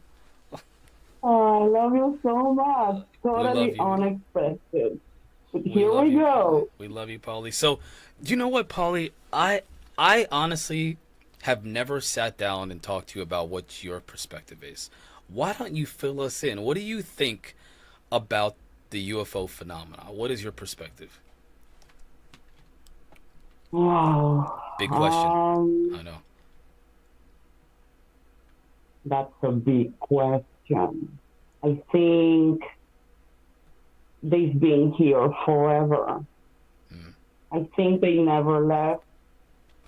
I think we come from them somehow, and some of us have kind of like a genetic button that is turned on at some point in our life, you know. Mm. So for me, it was when I was 7 years old, and when this happens, we just realize that something is going on and we are not alone. Now, when you hear so many witnesses, so much stories and things going on, people just don't suffer from post trauma because Mm. something real happened there. And it touches so much our soul that it really affects us for good or for bad. So we need to try to understand what is really going on in order for understanding ourselves. You know, That it's is just so profound. deep.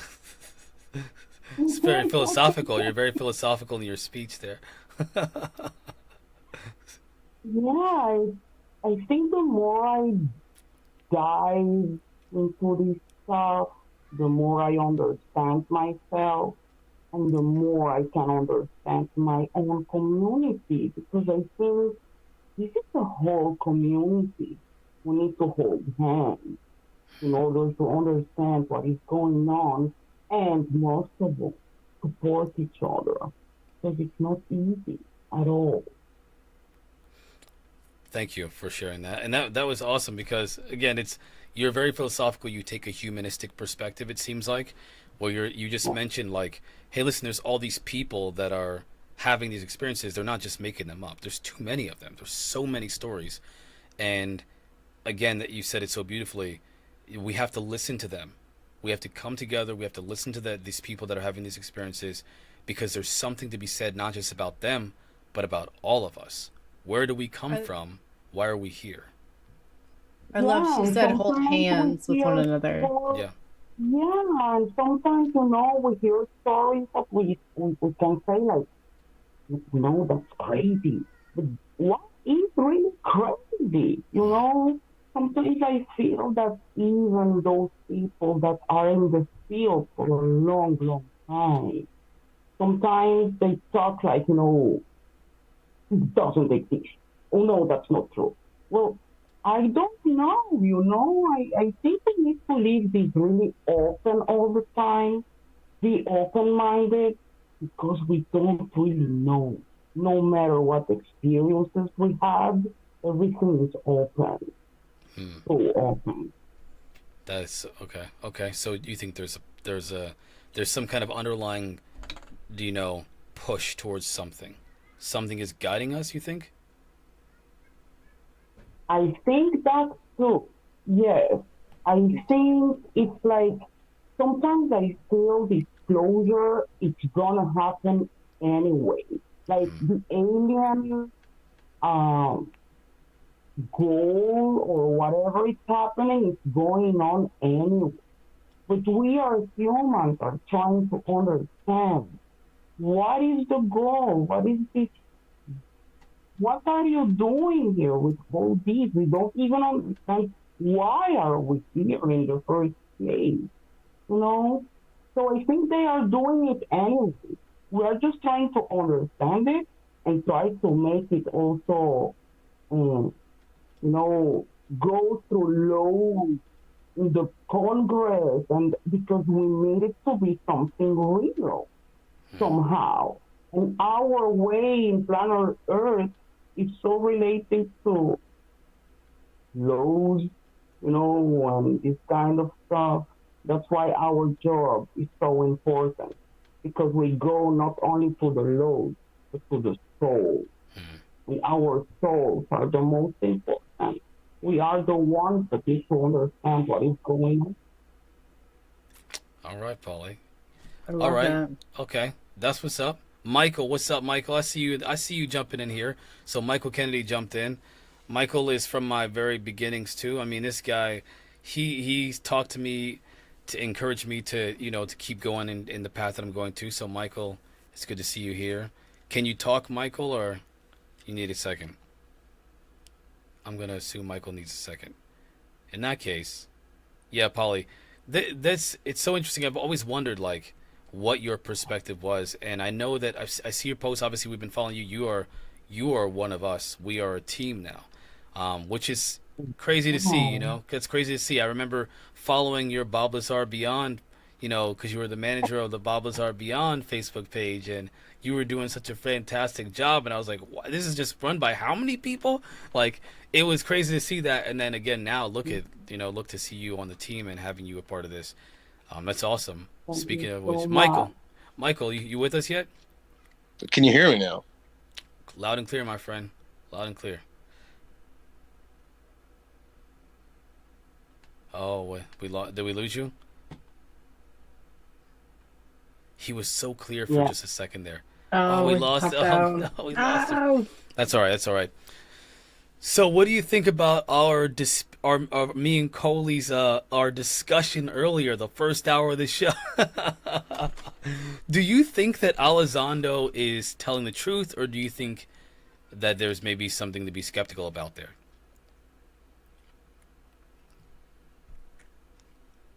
I think I believe in Izondo just because I feel he's been through a lot.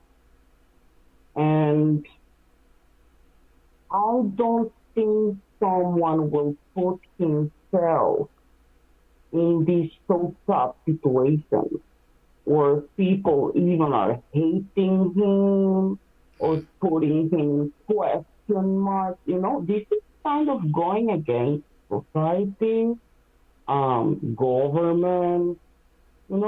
you don't go for the whole thing just because life is fun. Hmm. So I I think we always need to listen, no matter what. You know, people follow Elizondo, people follow Greer, whoever you follow, even if you don't follow and you don't agree, always listen Always because listen. you don't know what kind of information you're reading between the lines. You know? That's really good. So, I am 100% with you, and I say this all the time. I mean, I call it, I'm a little bit more cerebral. Unfortunately, I say like data, right? Data. There is information that each one of these people have to say. I follow Greer.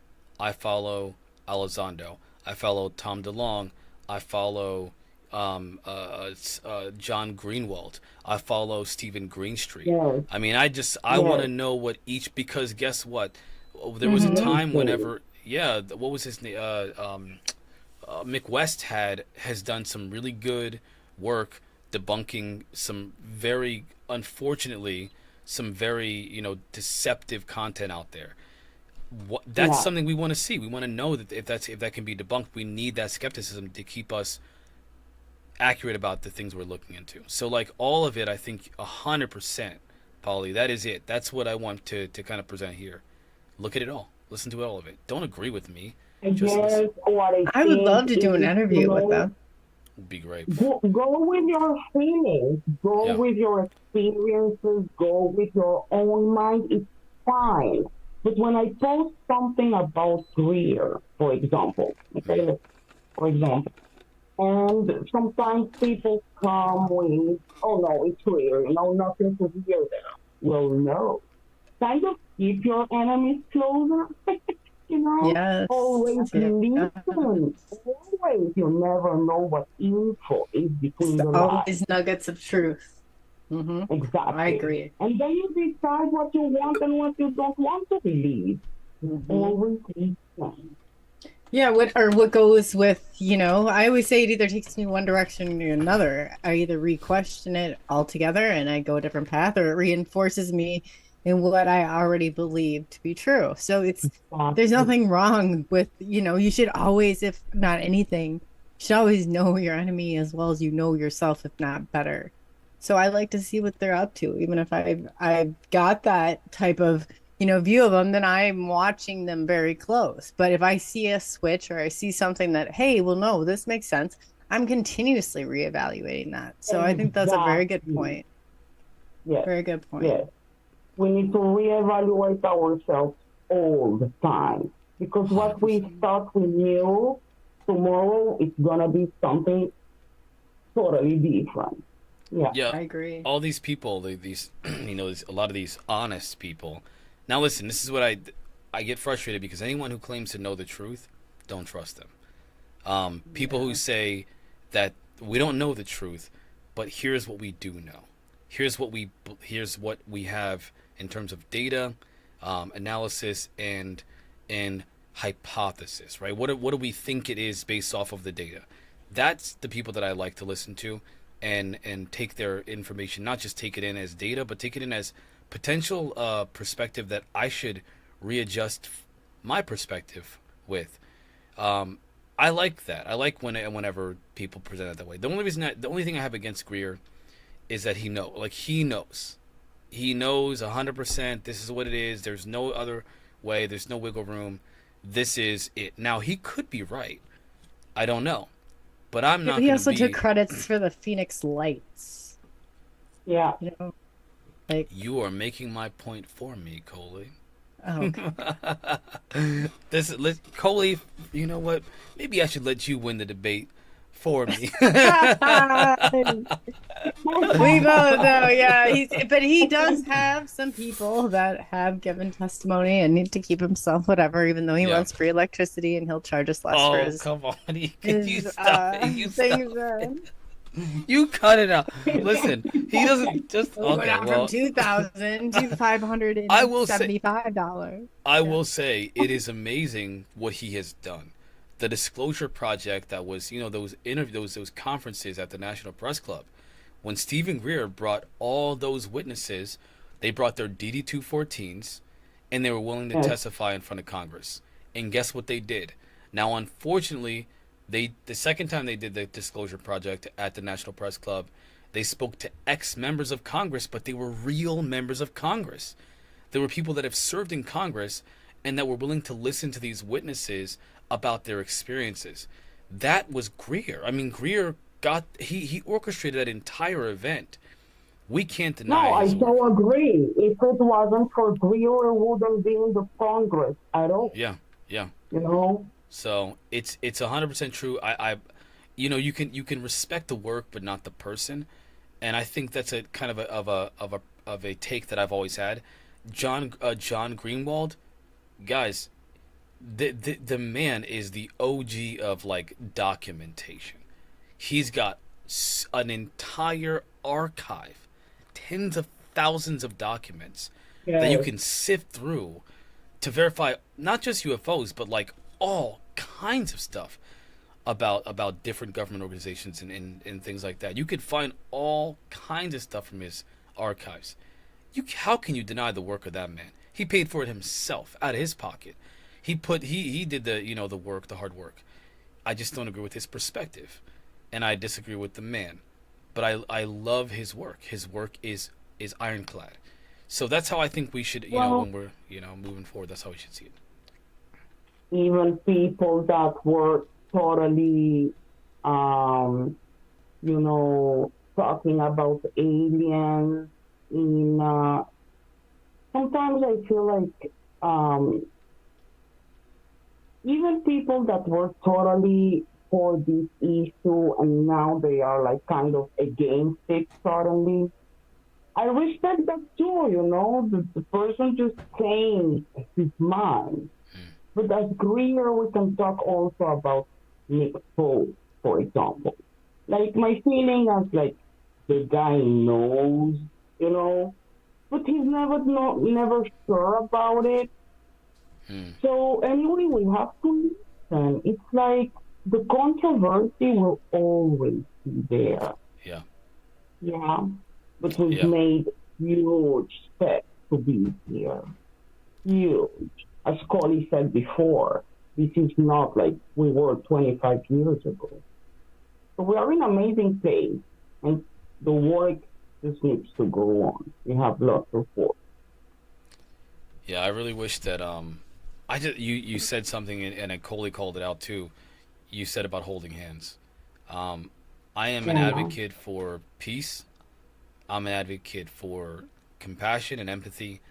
But most important to me, I think empathy is the biggest one. But most important to me is the idea of us finding a way to care for each other, like that in a way that we can say, you ever have somebody that you love, a friend or a family member that you love them, but you think they're just crazy, and you think that they're wrong and that their ideas are wild, but you love them and you accept them, and you guys can have conversations and debate, but because you love each other, at the end of it all, you guys are hugging it out and just letting each other know we're still people.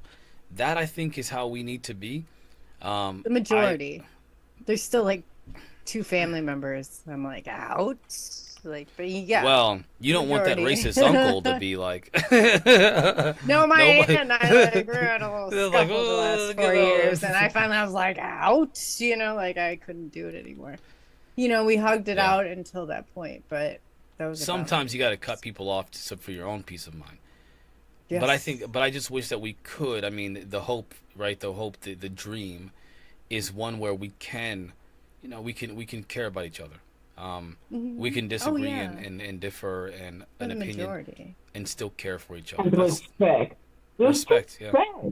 Respect is big. Yes, respect is big. You cannot agree, but just respect. Yeah, we were talking. I mean, so real quick. Maybe I should wait until after. No, we got a couple minutes here. What do you listen? Without being political, what do people from your perspective, from your side of the water, right, across the pond, as they Don't say? ask what they think of us right now. I am. What do you think of our president? No, not that guy. What do you think about what just happened? It's terrible. In the States? Yeah. You heard about what happened, right? Wow. So of course, I Yeah. was the first to report to you guys. I Yeah, was you in were. shock. She was. She was. It was and you. she's It not was even you. in It the was you. United I was like, wait, States. Yeah. what? Yeah, we. Oh man, we're Yeah. terrible. We're bad Americans. I sent you the messages. I said the guy was shocked, and you were like, no, what? That was you. That was you. Yeah. That Oh was my you. God. Yes, you're right. Oh, I thought, is this a joke? I almost like, I thought, well, I said, maybe like, well, yeah. I thought it wasn't real at first. I was like, no way. See, no we're way. so quick to like, yeah. I was could that really I was in happen? total disbelief. I thought it was a joke. Like maybe he's playing a game. Then I saw the full video, and I was like, oh Yeah. no, this is not a joke. This is real. No. And when I sent you the text message and I told you guys Trump was shocked and you were like in shock, I told you like, guys, I need the other side of the world. Come on. How do you I didn't know believe- about this? I Yeah. got a casual text message from a friend who said Trump was shot. He's okay though. And I'm like, I was like, what? that's how we're reacting listen. over here. Yeah, he just got Oh, shot, man. but they just nicked him. He's all right. And then you Yeah. got people who are like, I mean, I don't care. The man was shot. Like, you don't wish upon him worse. No. Like, No. then he, whatever. And then you got the president of the United States. I don't know where he's at half the time. Like, I don't think he knows where wandering he is at around, half the like, time. No. You guys know, have a I- big I mess think- over here. I just need to be very careful here of Yeah. what I want to say because I don't want to go into social political, Yeah. what is going on here. Everybody has his own opinion about it, so I don't want to go there. But I'm sure they're I laughing. think what happened with Trump, guys, if this is related somehow Yeah. to the Islam extremism, this is going to touch the whole world, including Israel. Yeah. Yes. Now, if this was someone that just decided to do it by himself, his own decision, that's something else.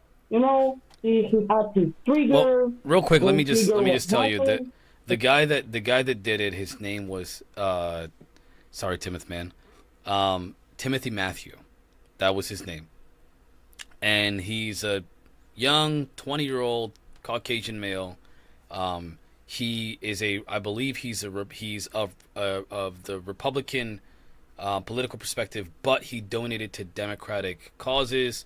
So like they can't really make, so far as I know, they can't make sense of why he did this. He's not with us anymore. They took him out, so we don't know. I don't know. I mean, but you're right. I'm not saying there's nothing good about this.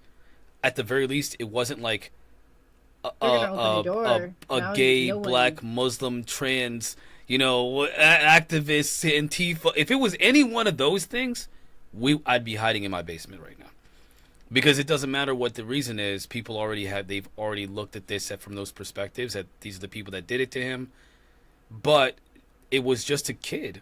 It was a stupid kid who did something stupid, and now he paid for it with his life. And it's not only that, Marquis. I think it doesn't matter Trump or not Trump. The fact this is a bomb for USA democracy. Yeah. When I saw the video, I had a flashback to Kennedy. You see, when Kennedy was killed, it was just almost exactly the same. Now your intelligence is, how didn't you check the rules, man? That's the first thing you need to do. Yeah. Because an Israeli soldier What were you Yes, thinking about the rules? Is the first thing we need to check. I think they were thinking about But Fortnite, to be okay. honest. They were like, man, I gotta get that. You don't Fortnite. know though who the government 'Cause- has in there. Like the people who were going to take Kennedy out, they decided. Well, And they were going to take that's. him out. Bush was one of the assassinators right in the row. I feel like I'll get the resource next week. I feel like my fear, because you say, listen, Polly, Coley, my fear is that there was, you know, if it was a lone gunman, right? Which I don't know. Like I don't know. But if it was a lone gunman, man, the Secret Service failed miserably. Like they did a terrible job. There were people that were claiming that before this happened, they were like, hey, to the police officers, there was a man climbing up a ladder right there with a rifle. And they were on a building. They were like, hey, and the police, and they said, these people said, oh, you know, if I can find the video, I mean, I'm sure we could probably play a news clip of it real quick, but they were saying, oh, there's a guy climbing up a wall right there, or up a ladder there, and they were looking around in confusion, not even in the direction that the people were pointing at. So Have you ever been to a rally? I haven't, but if somebody says look over there, and I go, huh? I'm gonna. No, I have. Question I have. your People sanity. are climbing up everything. My With friend was rifles? at the front trying to, well, not with rifle, they didn't have to know, but he was digging through the garbage. She was like, "You're not throwing away my pepper spray." And they're like, "Yeah, it's considered contraband." She's like, "You are not taking away." Like she was very adamant. Like it's like, who cares about your pepper spray? We'll get it when we get out. So we No, came out this and is- we're digging this is through the on- contraband garbage. But my point is like they're not as, I don't think they're as secure as what you think they are. Well, the Like, I thing don't- is, Marcy, that living in Israel and knowing how these things work, I can say by our own experience that when we have a single person going out and make a terrorist attack, for our intelligence is more difficult to catch this single person because this is just a regular person that woke up that day and, you know, he just decided to go out and kill the president. You don't have prior information about a chain of events. You know, the intelligence don't have these chains of events where you know there is a terrorist group that sends someone to make the attack, so you can't follow. When it's someone like this single person, it's usually they will go for the attack and they will make it because they are alone. Now, the intelligence in here should have checked the roof. That was number one thing, you know, and there were witnesses there. Someone saw this guy on the roof. So this, if this was like from an Islamic group or something like that, you can follow the chain and it's easier to catch the terrorist attack before. It's looking like it was a lone gunman. Yeah, this is the lone. I think to your. Exactly. Yeah, this is a. That's what they are saying here, but I'm still not sure. I'm waiting But for like, my look at intelligence suicide people bombers. to see. Yeah, Yeah. exactly. Exactly. I don't know. They're I going in hate by politics. themselves for the most part, or they might have like one or two, like, Yeah. but they're going in and they're the main event right there. So that's the way I always try Exactly. and see it. Sometimes we know they are organized and that the group is going to make it and we can catch them before. But if this is someone that just woke up and decides to do it, like yesterday, for example, we had a ramming terrorist attack with a car. We can know. The guy is driving and he's just watching soldiers in the bus station and he will go for it. No? Yeah, I'm not as well versed on, like, I guess I'm a bit I shelter myself from a lot of things that happen because I don't want to fill my mind with too much negativity. Some people don't have a choice. In your case, Polly, you don't have a choice. Yeah, yeah. And we've seen, you've been through a lot. I mean, some things that I can't even imagine for us here, like we can zone out the world and just like live our own. We can literally create our own worlds in the U.S. We can create our own worlds, even with all the chaos. We still all have the ability to literally just make our own world. So, like to me, I've kind of created a world where it's not just safe. It's just separate from a lot of the crazy stuff. I watch the news when a big event happens, when something important happens, but I try not to do too much because I used to watch it daily, and it was driving me Yeah. insane. The biggest I problem with know. news is that there's like all this like this side, that side, this they hate each other and they're talking about it Holly's and a it's journalist, so she probably doesn't even listen to the news. because she's investigating. Whereas that's what I mean. I search for Yeah. information as I need it. I don't let myself. I refuse to fill my mind with somebody else's is perspective, unless it's for the purpose of challenging my own. And Yeah. and it needs to be an intelligent perspective. I'm not going to take some rando who's been newscasting and they've been talking about the same thing forever, and their position is it goes with the tides of the wind or the tides of the waves. I want somebody that's solid, that's got a solid foundation in intelligence, and they are intelligent, and they're using information and data to guide their perspective, not I believe this just because I feel this. Well, why do you feel and believe this? What's the data that you base that feeling and belief off of?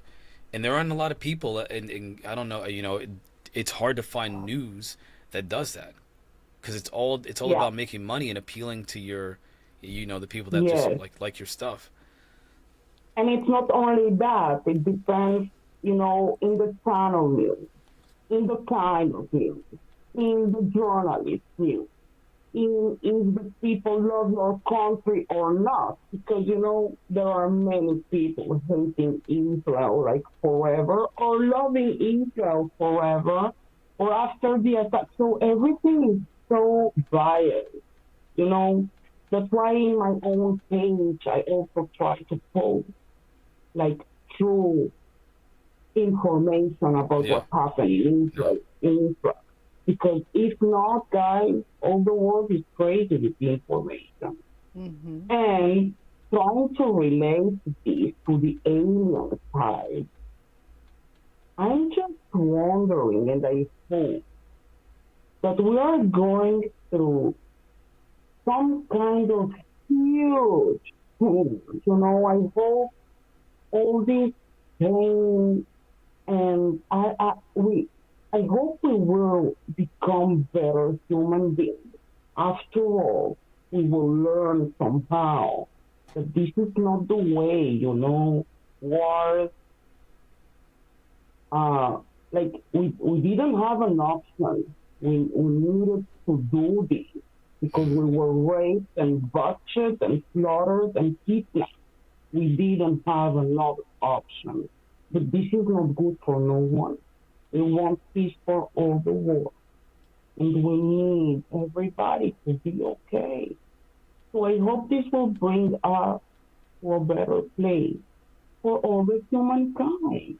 And some sort of attention, because if not, I'm really asking for an alien abduction here. I'm tired. Have you read Whitley Strieber? You better calm down, girl. Yeah, take me home, that's Oh it. no, I'm I tired. think you might have a few regrets. Get me out of here, that's it. I think Whitley Strieber, he's still walking funny from that encounter. I don't know. So let's just we might want to calm down with those Yeah. abductions. Listen, there was a meme that I keep seeing. It says something like, "I wish I got abducted." I can't think of how it goes, but like for a vacation, for the vacation, the aliens to come get them because they desperately need a vacation.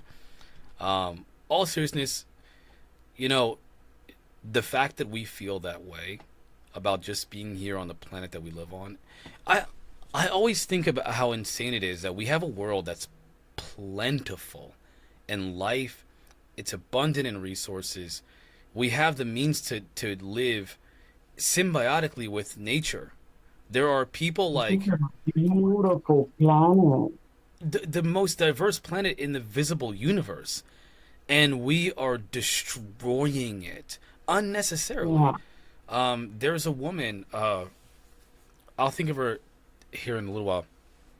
she was on Lex Friedman podcast, and she was talking about a way to essentially grow material to build things like homes and structures and architecture, and it would essentially self-heal. And you, instead of creating, like, digging up the earth and destroying trees, you would use material that grows on its own, in order to essentially bioengineer architecture.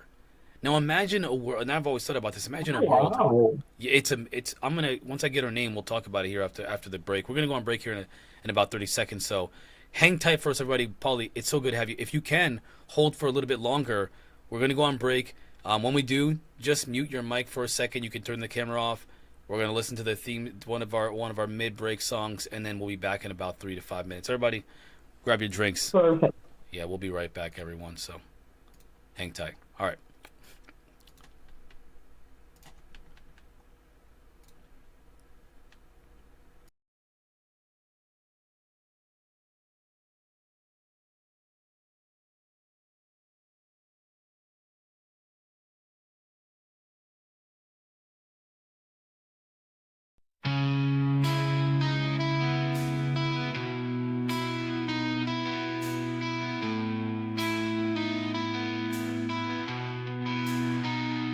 As the night falls and the stars align,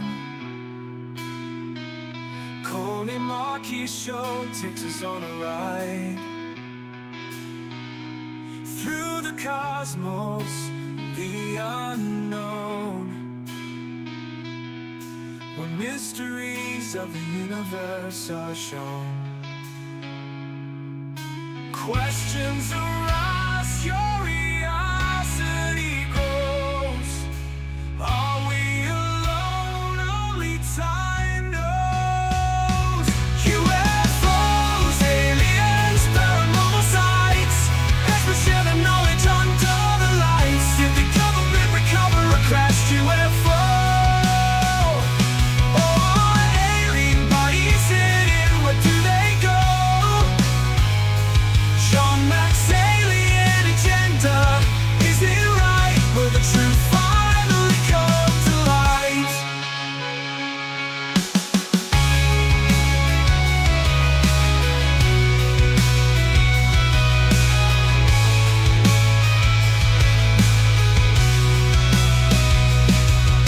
Secrets of the universe unfold in a facility where the truth's been told.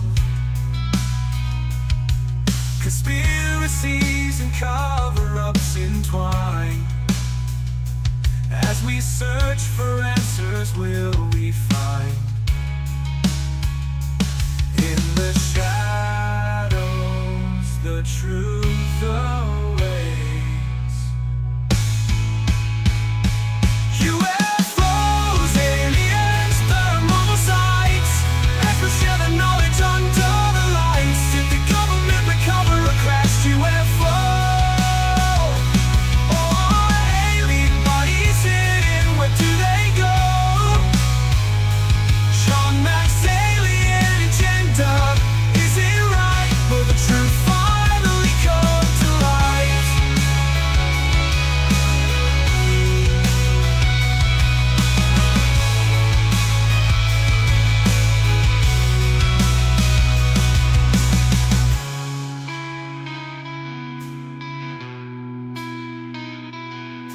Secrets of the universe unfold in a facility where the truth's been told.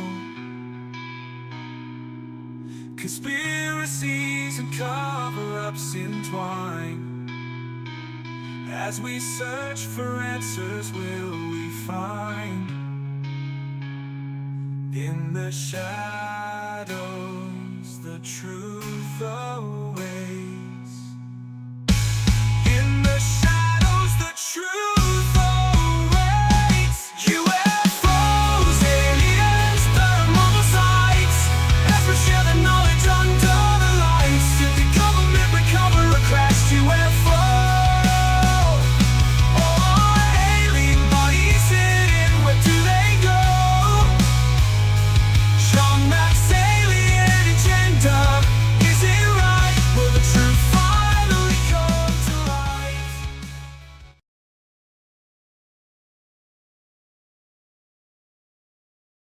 What's up, everybody? We're back. We're back.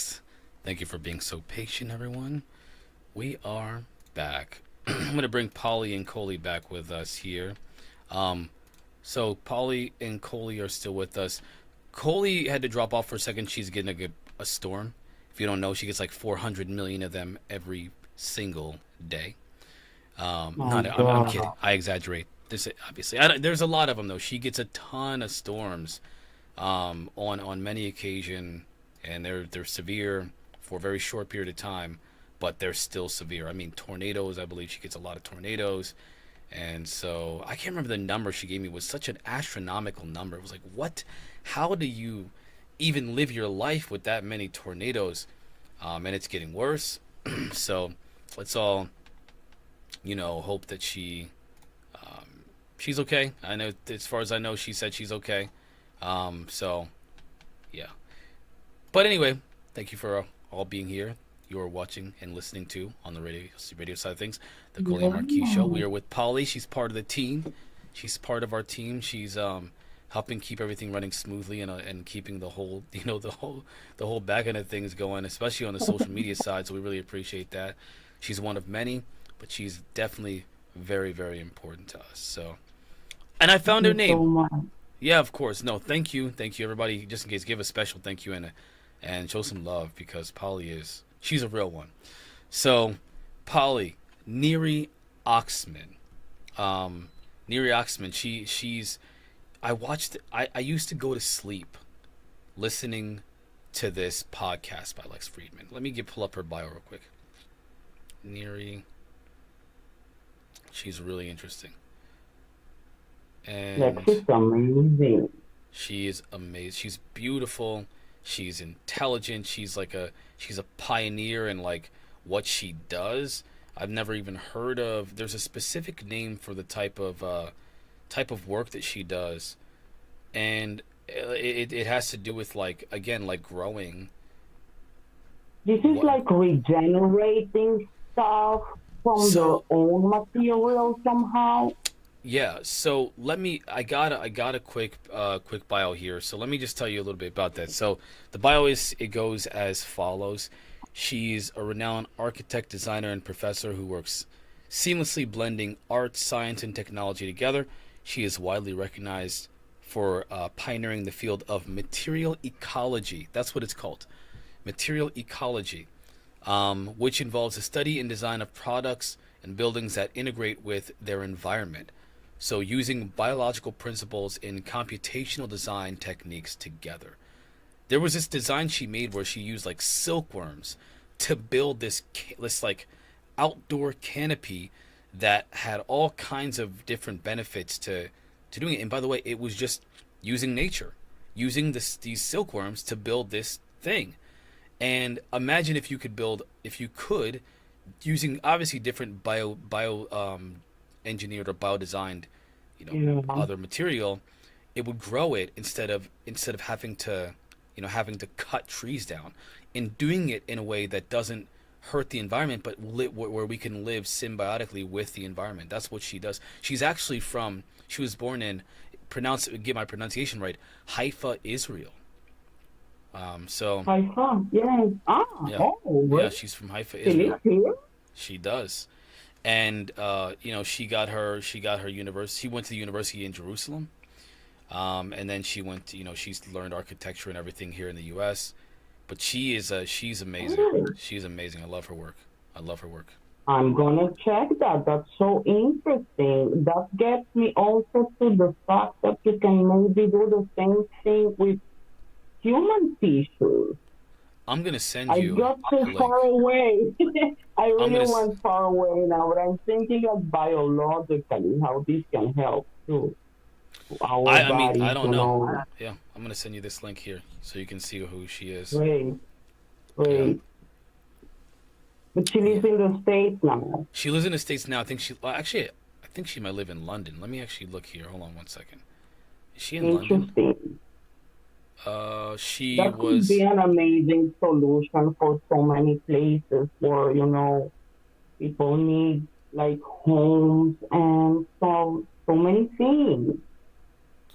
Yeah, I mean, imagine, I was saying, like, I keep thinking about this. I used to have this vision where I've seen this in science fiction where they show these civilizations that live almost indigenously, safe Exactly. in like tree houses, for example, where they'll build these massive interconnected, tree houses that are built out of material that just regrows. Instead of cutting down trees, they just use the brush and then build it over time. They build upon their civilization over time and lives again in harmony with nature. We could do that. We could do that in a way that doesn't harm the ecosystem. And so the problem is that we live in a world where it's easier to cut down a tree and to capitalize on, to use all kinds of, Exactly. That was what I was going to say. It's easier for us to burn all the Amazonas, you yeah, know? yeah. I mean, it's actually, and the funny thing is, like, the problem is that there are only a few of us who are participating in the development of society. Most of us are just reaping the benefits and working as like in service. So, for example, like fast food workers or secretaries at offices that work in, for businesses, and they're not really, not that the people are doing anything wrong, but the institutions Right. themselves are not actually conducive to like the longevity of human civilization. They're all Of for course not. business. It's all about Yeah. business and Yeah. That's why we are using so many, medicines and yeah, yeah. you know Everything is made for, I don't know, this is so weird because sometimes it feels like humans are working not for humans, but for, what will we do with all that money after all? Like, aren't we or like trying to build a better world? Everything is going to the wrong places sometimes. there's a I was looking up Elon Musk's net worth. Hold on one second. This is insane. I can't think of it right now, but there was like I got to look up his net worth. He's like he's got so much money he could give it to his great great great great grandchildren and they'd be rich. Yet what Yeah. is he doing with like what? Like who needs that kind of money? I don't even understand it. Like nobody should. There's a guy who said that they should make. I don't believe in this, but he said they should make being too rich like not possible. So like you could be like 100 millionaire, but you can't be 100 billionaire because $1 billion alone is unnecessary for a human for any amount of people to live off of. But $100 billion for one person, that is just insanity. It doesn't have any, but there's no benefit to having that kind of that kind of wealth. So, Well, I won't complain, if I have that I mean, if you had it, money. right? If I had that kind of money, yeah, well, it's I like, I won't guess it's okay. complain. It's okay if I have it. It just You don't. know, I don't know. They talk about like all these the potential for. So there's a couple of ideas that I wanted to kind of engage here, kind of going forward from our previous conversation about these yeah, aliens or whatever you want to call them. If they live in a civilization, they have craft that are able to perform in ways that defy our known laws of physics. Okay, they travel yeah, at 10,000 miles per hour plus. How do you track an object that can travel at 80,000 feet above sea level to 50 feet above sea level in zero point 0.7 seconds? What is the speed? I don't know because all they know is that if it were actually traveling at those time frames, then this is what it would be projected to have traveled. Well, that's not possible for an object to do that in our atmosphere. So they're doing this, which means they have to build these objects. Well, they have to have a group of people, I would assume, to be able to manufacture these objects, which would conclude they have a civilization. So yes, what the heck kind of civilization might they have to be able to do what they're doing? They said like one of these things has the ability, if it's traveling at these speeds, has to produce enough energy that would be like, I don't know, like so much power of the sun. And so if you got the power of the sun in about a 50 to 100 foot radius, and how is that even possible? How is that possible? Like what kind of technological advancements must you have?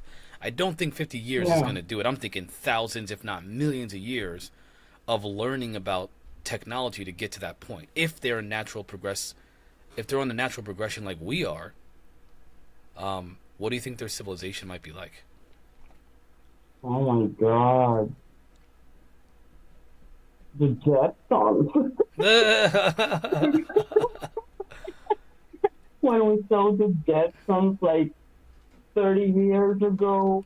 Yeah. Oh my God, I cannot even imagine it. I think sometimes we are so stuck in our own measures.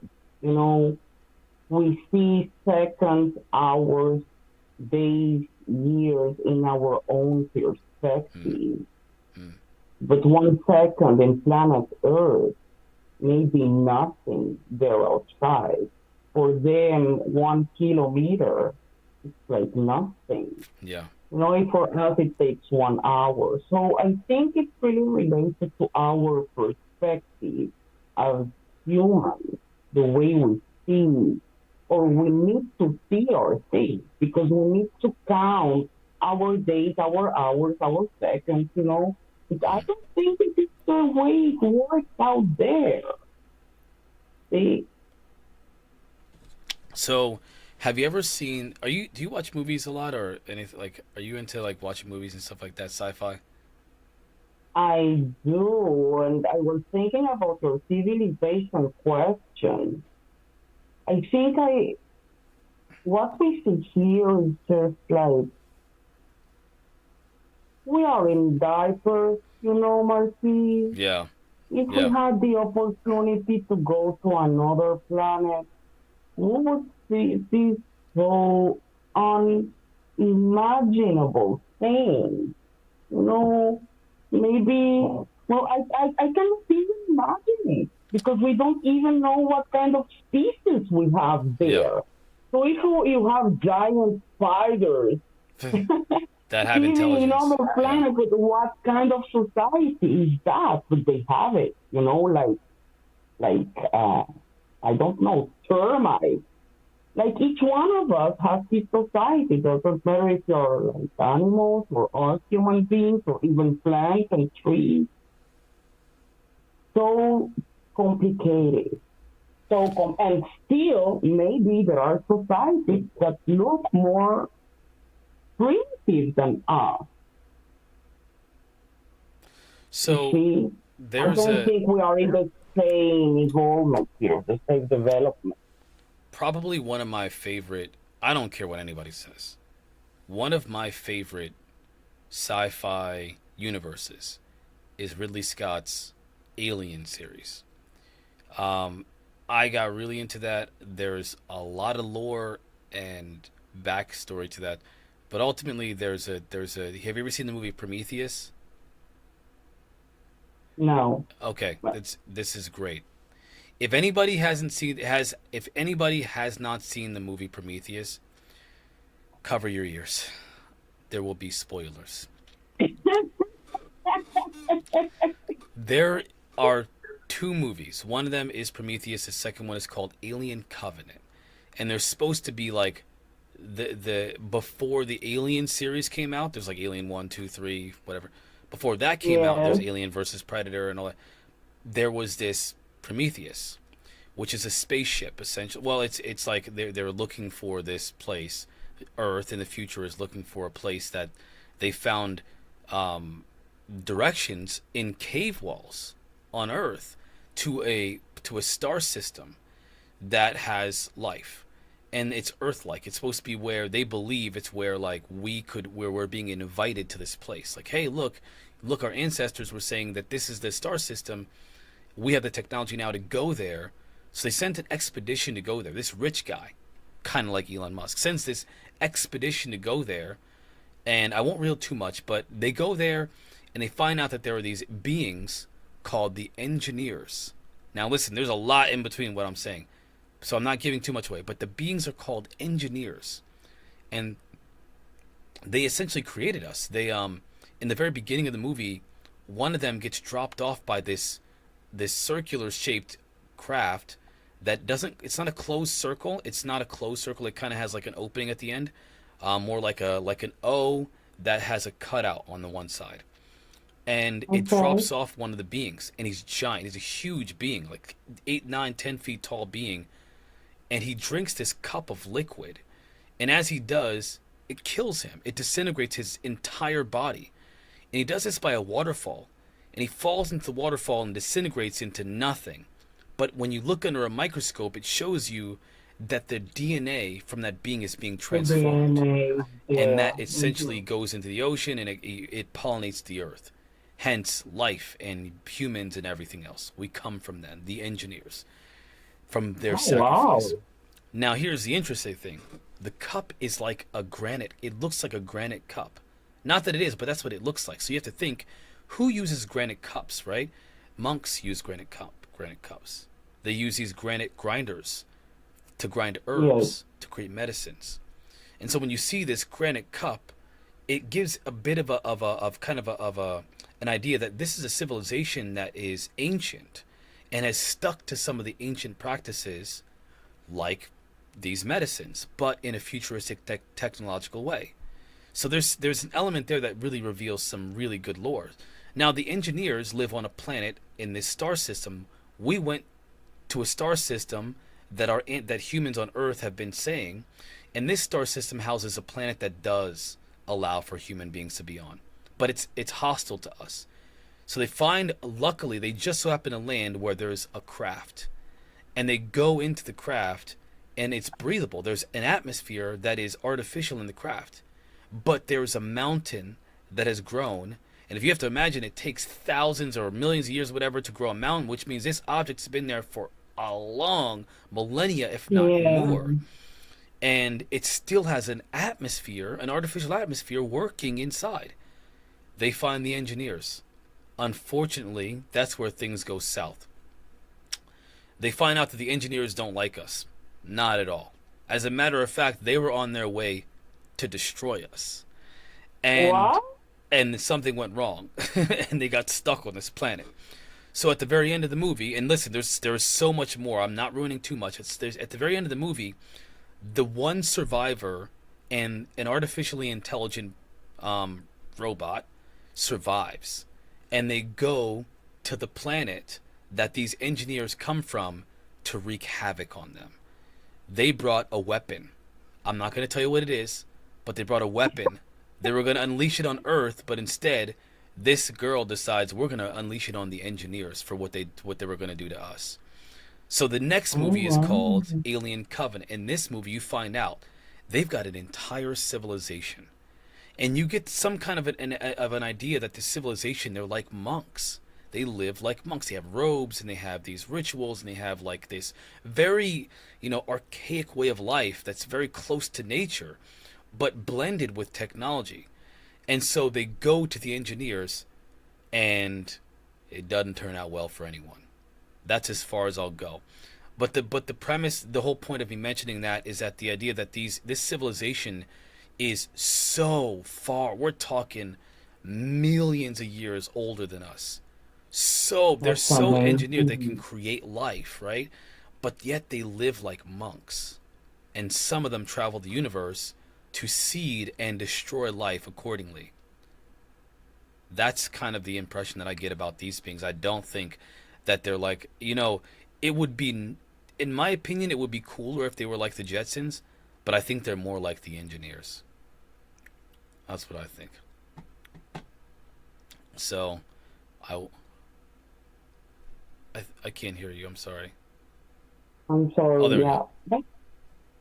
I have to watch that. I haven't seen, and if I saw it, I totally forgot. That's so interesting.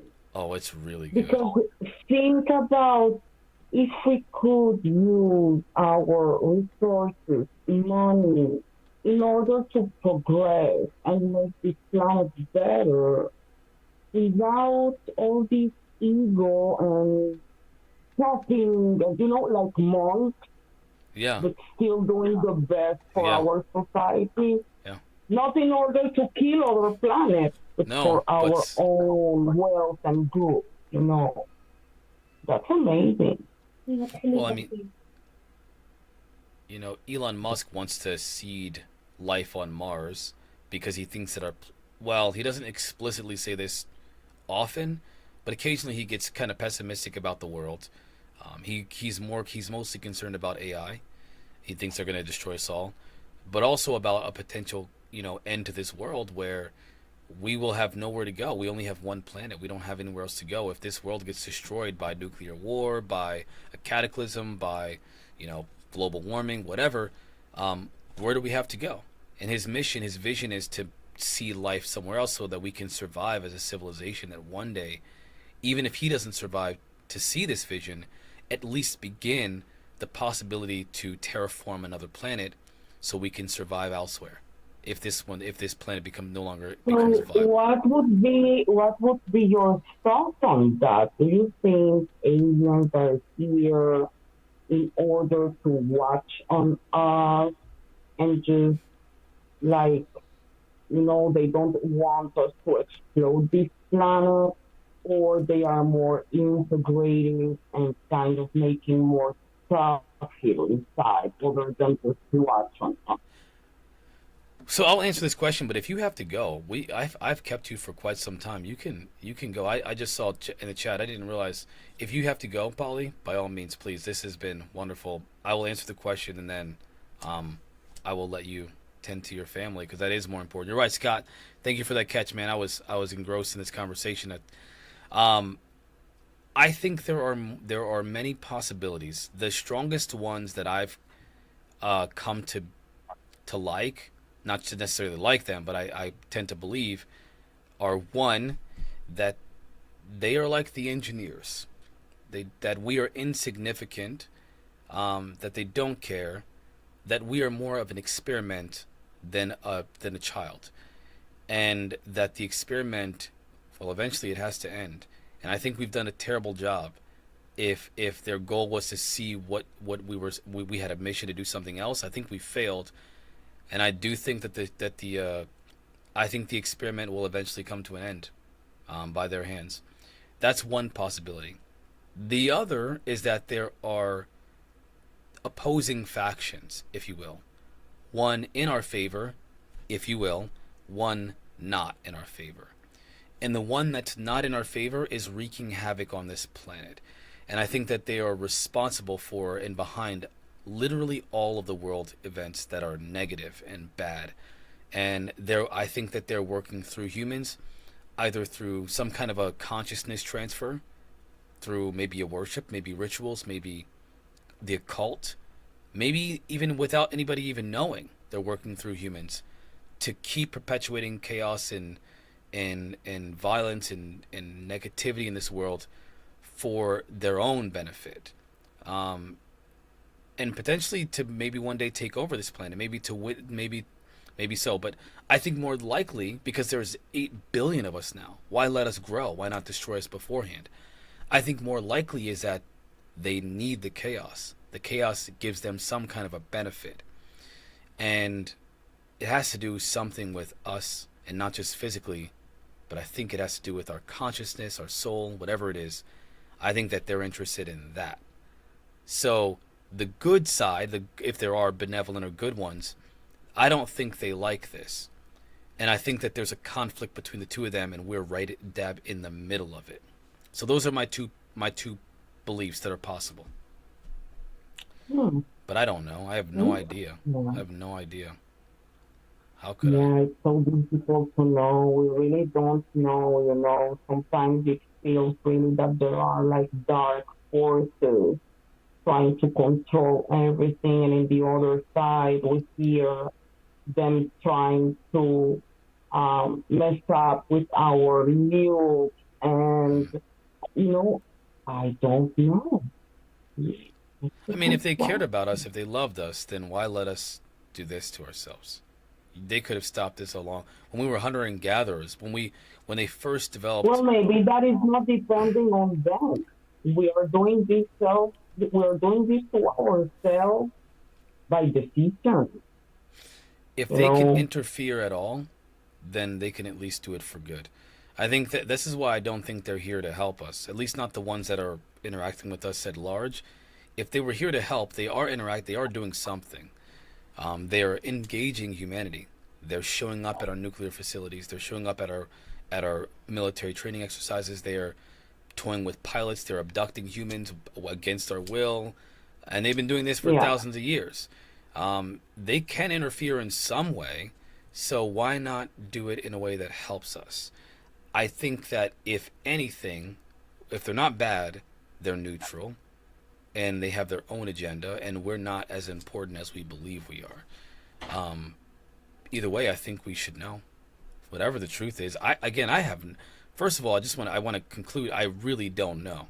I have no idea. I'm guessing here. I'm like grasping at straws because there's so many possibilities. Yeah. I mean, Well, so.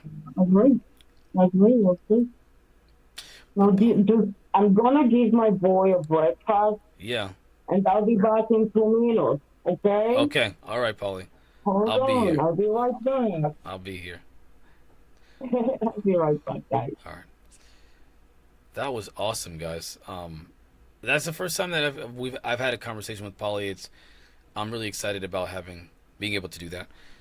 All of you listening in, again, we are on the Helix Rock Radio live right now. We're also on YouTube Live, so if you want to be in the chat, jump in that chat. Hit us up. Do you guys have any questions for us? I know I've kind of been really engaged in this conversation. I haven't really looked at the chat too much. I'm reading your comments, but they are it's a lot of guy talk. A lot of locker room talk in the chat, guys. A lot of locker room talk. Scott says the earth created people to get you, doofus. I can't stand you. I'm not even going to say that. Scott, thank you for the humor. I appreciate that. It's funny because where Polly is, it's early in the morning. It is 11:30 at night where I am. It's late where I am. It's early where she is. We're both functioning off of the fumes of the coffee that we once had, probably from the day before. So, man, let's see here, guys. Yeah, we need peace. We need peace. This. I'm a big. I think that within sci-fi, this is why I think we should always really look at sci-fi. There is a movie. Oh man, what is it called? Let me think of it for a second here, and let me see if I can search for it. Guys, if you listen to my description here, if you can help me out and tell me what this movie is called. There's a movie that has 2.5 Men. What's his name? Charlie Sheen. Has Charlie Sheen in it. And it's about aliens. Guys, this is something that you need to really watch. Charlie Sheen.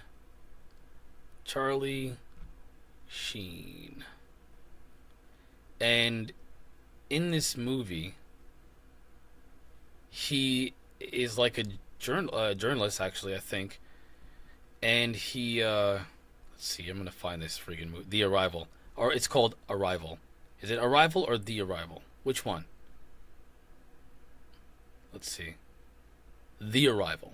It's called The Arrival. Because Arrival is another movie, another sci-fi movie about aliens that's a little bit newer. The Arrival was 1996, and it was about essentially this. I'm going to read the IGN, hold on 1 second here. The IMDb description. After astronomer Zane Zeminski, that's Charlie Sheen, he was an astronomer, not a journalist, discovers a radio transmission that originated from space. He tells his boss, Phil, who ignores him.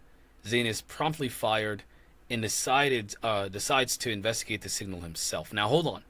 This was amazing. This is a great movie. He finds out.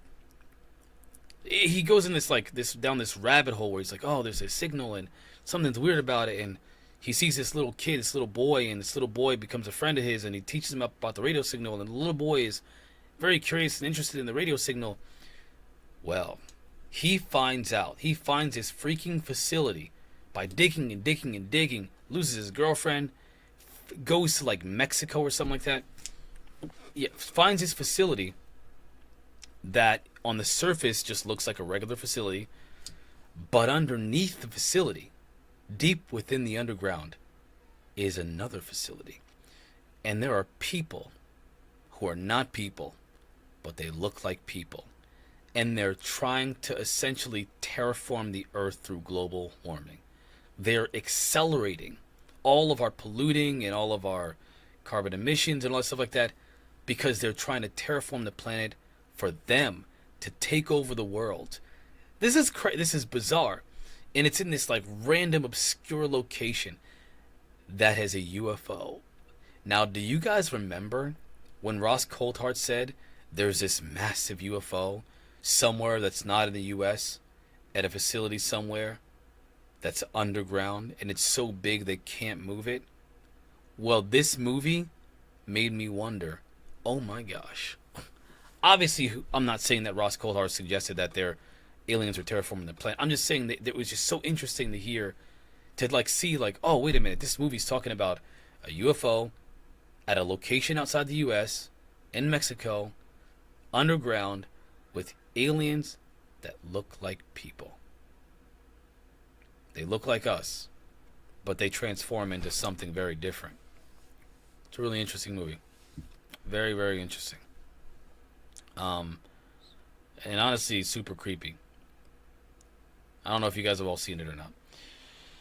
But you know, guys, listen, I gotta say, I'm gonna hit Polly up. I think we're actually gonna have to end the show a little bit early. I love you guys. I'm sorry that we have to do this, but I honestly have to. I'm on another stretch. I have to work tomorrow. It is almost midnight my time, and I have to do a few things before I go to sleep. Tend to the little ones here.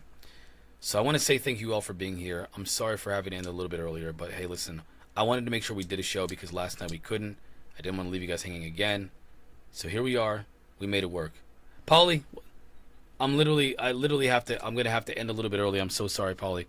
But on a final note, you know, I don't know if you heard me talking about the Arrival movie. You heard that? I heard. Isn't that interesting? Isn't that I was interesting? making breakfast, but I was listening. Yes. Isn't that interesting though? That's a pretty interesting story. Watch that movie too one time. Listen, I think there's hidden gems in sci-fi. There's the new TV show, and I literally I'm going through this book here. Hold on one second. Let me pull up my Audible, because that's where I look at almost all of my stuff is on Audible. I was thinking about this too. You talked about it from Full Heart, and suddenly I was thinking about our jungles in South and Central America.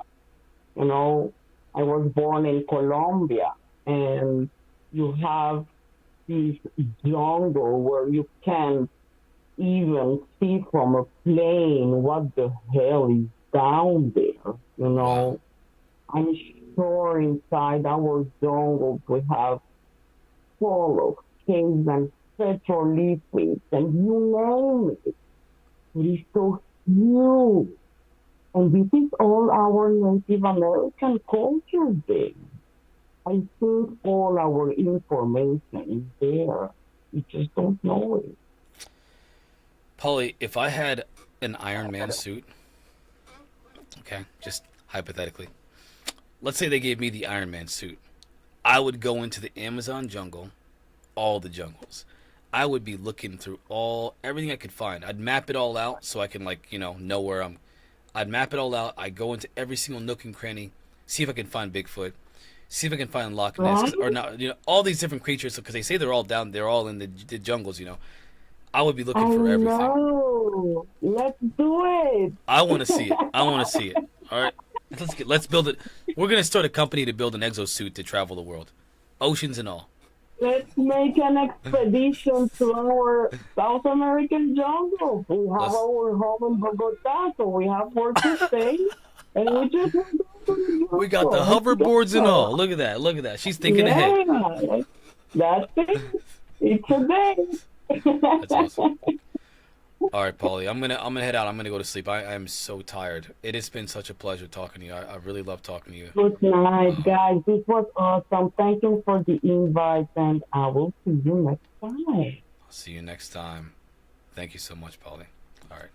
Peace. Bye bye.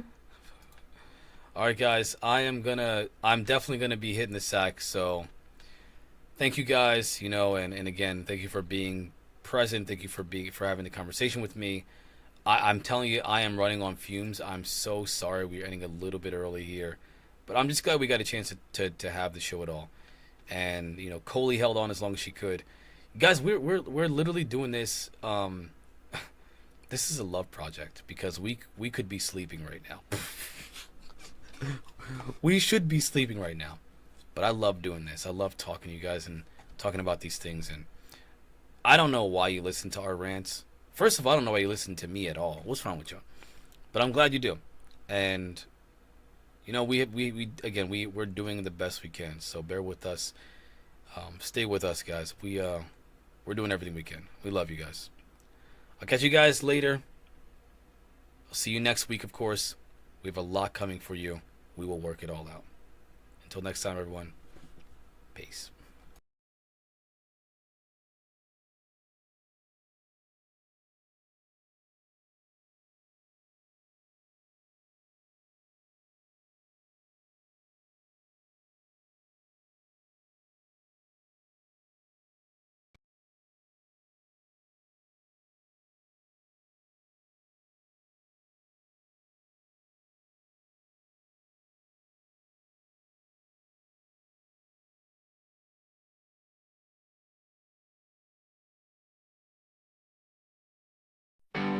Keith and Coley, they're ready to go.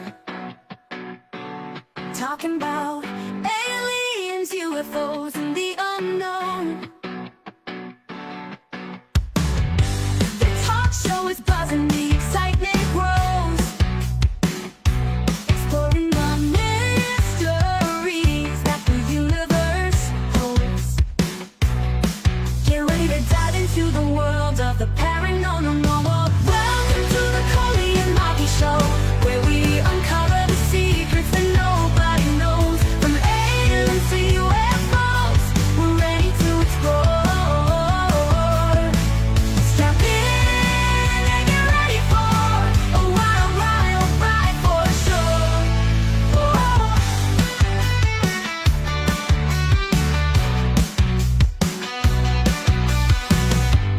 Fearless and bold, not afraid to ask questions that challenge all we think we grasp. Every episode brings a new task to uncover the truth beneath the mask. Believe in the unbelievable. Open your mind. Welcome to the Coley and Marky Show, where we uncover the secrets that nobody knows. From aliens to UFOs, we're ready to explore. Strap in and get ready for a wild ride for sure.